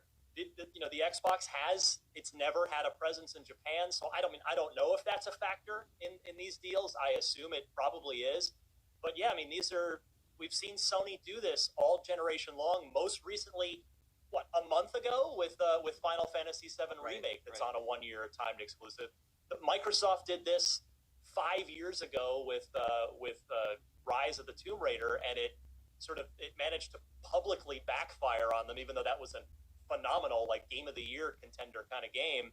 But Microsoft's got to start doing this. I mean, it clearly works. That's the thing. So it's like, why wouldn't you buy a PlayStation 5 when you know you're not just going to be getting all the great first-party Sony games, but you're going to be getting cool stuff like Ghostwire and hopefully Deathloop look really good and whatever the Project Athia turns into. But I mean, it's really impressive stuff that is coming to PlayStation 5 first. It's great for them. All right, we finally got confirmation that Resident Evil 8 or Resident Evil Village is a real thing. Coming next year, coming 2021. I'm a fairly typical Resident Evil fan in that I think the series had sort of lost its way and then found its footing again with Resident Evil 7. So I'm totally excited for Resident Evil 8. But what about you, Jonathan? Yeah, I really liked that demo. For me, I was a bit of a latecomer to the series as a whole, and 7 kind of started my real interest and love for it. But this seems to really be harkening back. Brian Altano on Podcast Beyond is a huge Resident Evil fan. And this seems to be ticking all the right boxes for RE1 and RE4 fans, with some hints of like a mansion and the more village, rural area sort of thing that we've seen here. I think this was really playing to a lot of the different Resident Evil fan bases all at the same time, and I'm really excited to see this one next year. And Ryan, I know you're a big racing fan. I thought the Gran Turismo 7 was one of the few maybe missteps of the showing today, but then again, I'm not a big racing fan, so I want to know what you thought.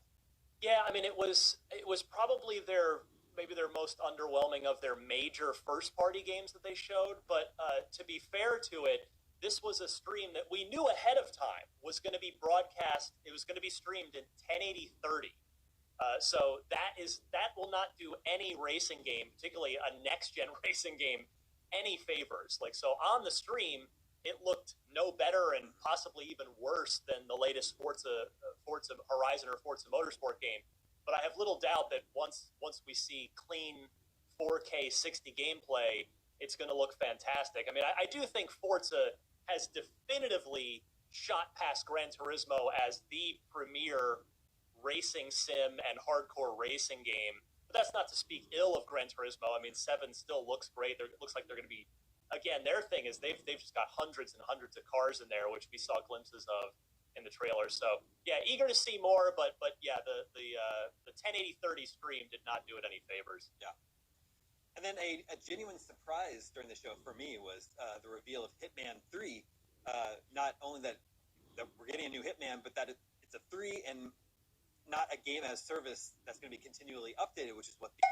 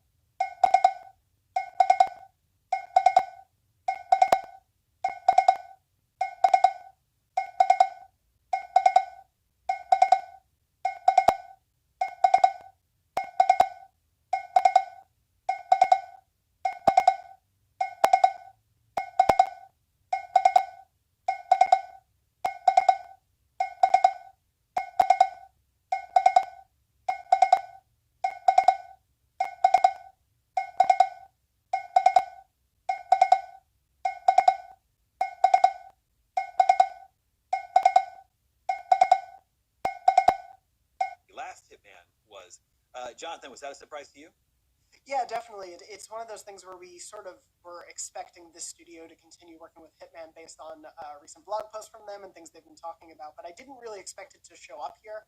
I think the work that's been done in these last two Hitmen, even if it's not a franchise I know exceptionally well over the years, it's been really impressive to see these reboots and the continuation of the franchise go on, and I'm sure this one is going to continue to impress and bring some interesting stuff. I think it just speaks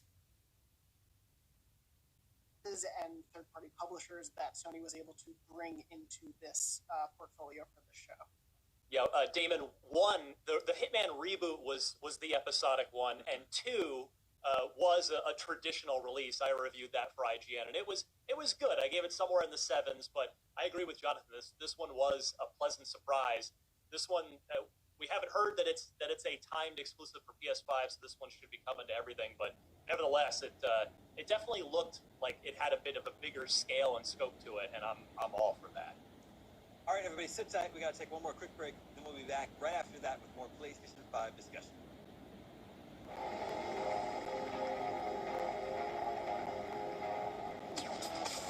News, games, and more is IGN's live news show every day of the week that covers all the day's news about games, movies, comics, and of course more. This is our daily live show that takes a rotating cast of IGN talent, going over all the latest news of the day while taking live questions and comments from chat. We're live every Monday through Friday at 4 p.m. Pacific, 7 p.m. Eastern.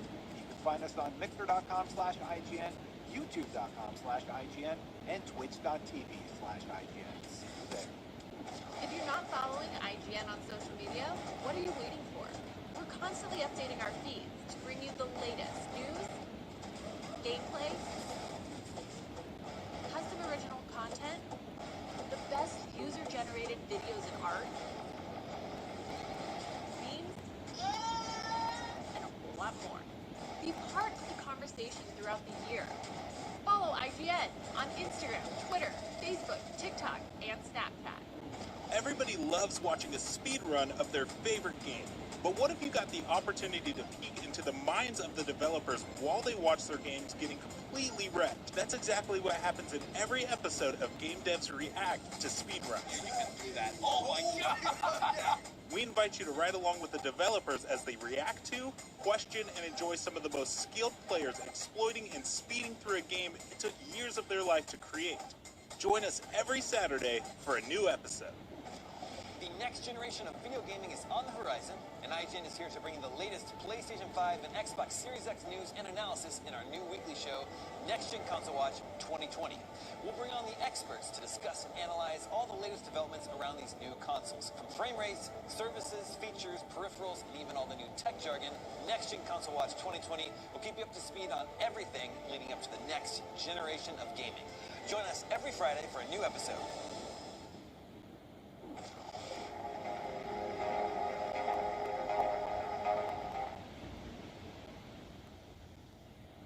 Welcome back to Next Gen Console Watch 2020 here on IGN's Summer of Gaming. We're talking about everything that Sony showed off today for PS5. Tons and tons of games, and we finally got a look at the hardware. But there's a couple things we didn't learn about today or hear about, and that is the PlayStation 5 price and exact release date. Jonathan, were you expecting to learn more about those today, or do you think that there's still plenty of time for Sony to sort of dole out that information? Yeah, I was not really expecting that for today. You know, they had so much to show off with just the console itself, and obviously so many games to really highlight. I think they didn't need the price and the date on top of that, as much as it would be nice to know that stuff. Obviously, Microsoft and Sony have really been in sort of this weird game of chicken about price and date for this generation, so I'm sure they're both going to hold off until they need to get pre-orders up. So I'm not surprised we didn't get it today. And Ryan, what's your current feeling on are these consoles going to come in at the exact same price points, or are we going to be seeing one possibly considerably more expensive than the other? No, well, we were expecting 3 consoles between the Lockhart, the Series X, and the PS5, and now we've got 4. Right. I mean, 3 officially, but Lockhart's probably real, and I'm sure we'll hear more about it in the next month or two. So it seems like it's going to be Lockhart on the low end price-wise, and then it's just a question of where does the PlayStation 5 Digital Edition fit in price-wise? Obviously cheap.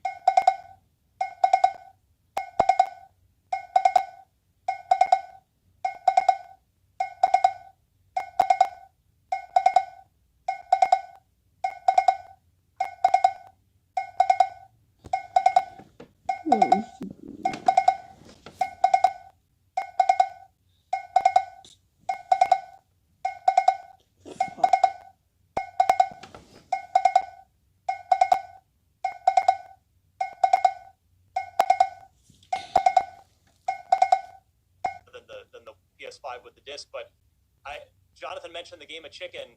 I really think that Microsoft is going to either match, or I think there's a very good chance that Series X will undercut the PS5 with meaning disc version to disc version, and Sony probably knows that, and that might be part of what the digital edition is all about, is trying to negate that and have equal footing on the price. We haven't even gotten to some of the big games of the show, like the sequel to Horizon Forbidden. What was it called? Forbidden West. Yeah. Or the Demon Souls remaster. So, real quick before we have to wrap up here, Jonathan, what were some of your personal highlights from the show today? I mean, those two that you just named definitely were. I was itching to talk about them. Horizon looks so great, like a really exactly the evolution of that franchise that I want. And Demon Souls is a fan cult favorite from the PS3 coming back. I'm excited, especially with all the evolutions of the Soulsborne genre, to see what that game has learned and how it evolves even further. How about you, Ryan? Easy answer. It's a common answer, but Spider-Man. I mean, it wasn't a surprise. Maybe the Miles Morales aspect of it a little bit, but I so enjoyed Spider-Man. I mean, I've been I love Insomniac going back to. I mean, Ratchet's great, and the new one looks especially great. But Sunset Overdrive, just an underrated cult classic on the Xbox One, and then Insomniac moves back over to Sony and takes a lot of those Sunset elements and really blows it out with Spider-Man, which is just so good. And so getting to go back and revisit that world, I can't wait. Halo Infinite versus Spider-Man Miles Morales this fall. Everybody wins in that scenario. Yeah, but the question on my mind for Spider-Man Miles Morales is it a sequel, or is it like a sort of a expansion the way Uncharted Lost Legacy was? It's hard to say right now. It definitely looks like we're going to still be in Manhattan. It takes place in a different season. Clearly, it was wintertime during the trailer, so they are likely pulling from a lot of the work they did to build New York and build a lot of the assets that they had in that first game. So even if it is sort of a 1.5 in between 1 and 2, I don't think that takes away from this being any. This is still a major launch title because of how big that first Spider-Man game was. I can't overstate, I think, how big this will be for launch. But if PlayStation 5 games are not working on PS4, that means everyone who has their PS4 copy of Spider-Man, they're going to have to get a PS5 to play Miles Morales. Exactly. That's how they're getting you to buy a PS5. I think this is a smart move. Okay, Ryan, we've been talking about how impressive Sony's showing was today. Where does that leave Microsoft? What do you think Microsoft's next move needs to be? I mean, there's no overstating this. There is incredible pressure on Microsoft with their first-party July showcase. They've been talking the talk for years now of, hey, we know we have a first-party exclusive problem. We've been acquiring studios. We've been building new studios. I think there is so much riding on July. They have to get it right. They have to impress. They at least have the opportunity, though, because this is the first time, really, that Microsoft has gotten a chance to have the last word and to fire back, because typically Microsoft does their press conference early in E3 and Sony always goes last. So now Sony is really kind of gone first, and Microsoft will have a chance to go again. But I really think Microsoft cannot hold anything back, even the stuff that's really early in development. We've got to see Fable. We've got to see what the initiative is doing, whether it's a Perfect Dark reboot or something else. They've got to just go all guns blazing in July, and I'm rooting for them, and I can't wait to see how they respond. Yeah, it'll be really interesting to see what Microsoft does next. Like we were saying earlier, they were sort of leading the conversation on next gen for so long, In my mind, Sony has maybe sort of leapfrogged over them now. Jonathan, Oh, yeah. would you agree with that, Jonathan? Oh, totally. Yeah, I think the showing from this hour-plus long showcase of games that we're going to get in the, this holiday season, but also in the years to come. We saw even some 2022 games knotted in there, I think. This was a really, really strong showing, and it was their first showing, so we are definitely going to get more in the lead up to launch. Yeah. All right, at a long time of Next Gen Console Watch, we always have a poll for you in each episode, and we share the results of last week's poll. So last week's poll was, is cross-generational compatibility important to you? Right now, nearly 57% said no, I'm getting a next-gen console to play games my current console can't, while the remaining 43 said, yes, I want to play next-gen games on my current-gen console. Those are the people that would like to play Spider-Man Miles Morales without having to buy a PlayStation 5. Now we have a new poll for you for next week. We want to know, what was your favorite announcement from the Sony conference? You'll be able to vote at IGN.com, and we'll share the results with you next week. And that is about going to do it for this edition of Next Gen Console Watch. Thank you both, Ryan and Jonathan. Don't forget, all summer of gaming long, IGN is asking you to consider donating to the World Health Organization by clicking the Tiltify donation link in the description of your video player. All donations will go to the COVID-19 Response Fund, dedicated to studying, tracking, and combating COVID-19, as well as the Bail Project in support of Black Lives Matter and reuniting families in need. By donating, you'll have a chance to win codes for games like Resident Evil 3 and swag from companies like id Software. And if you give more...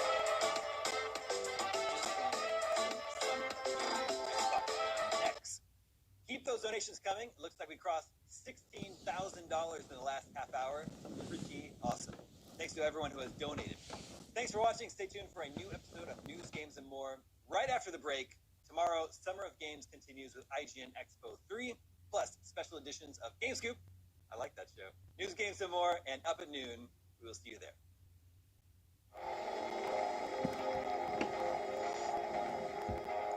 Everybody loves watching a speed run of their favorite game. But what if you got the opportunity to peek into the minds of the developers while they watch their games getting completely wrecked? That's exactly what happens in every episode of Game Devs React to Speedruns. Do that. Oh my god! We invite you to ride along with the developers as they react to, question, and enjoy some of the most skilled players exploiting and speeding through a game it took years of their life to create. Join us every Saturday for a new episode. If you're not following IGN on social media, what are you waiting for? We're constantly updating our feeds to bring you the latest news, gameplay, custom original content, the best user-generated videos and art, memes, and a whole lot more. Be part of the conversation throughout the year. Follow IGN on Instagram, Twitter, Facebook, TikTok, and Snapchat. The next generation of video gaming is on the horizon, and IGN is here to bring you the latest PlayStation 5 and Xbox Series X news and analysis in our new weekly show, Next Gen Console Watch 2020. We'll bring on the experts to discuss and analyze all the latest developments around these new consoles. From frame rates, services, features, peripherals, and even all the new tech jargon, Next Gen Console Watch 2020 will keep you up to speed on everything leading up to the next generation of gaming. Join us every Friday for a new episode. News, Games, and More is IGN's live news show every day of the week that covers all the day's news about games, movies, comics, and of course more. This is our daily live show that takes a rotating cast of IGN talent, going over all the latest news of the day while taking live questions and comments from chat. We're live every Monday through Friday at 4 p.m. Pacific, 7 p.m. Eastern. You can find us on Mixer.com/IGN, YouTube.com/IGN, and Twitch.tv/IGN. See you there.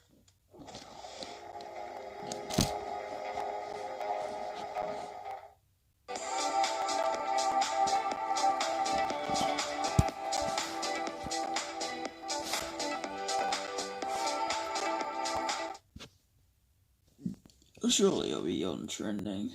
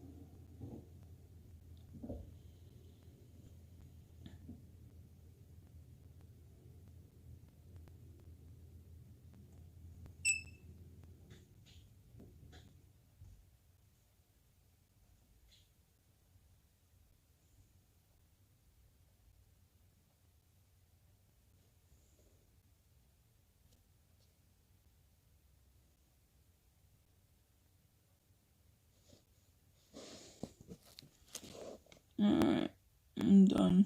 I actually missed the actual reveal, which I'm a little bummed about. Hey, at least I keep it a secret for myself. Until now. Alright? See you next time.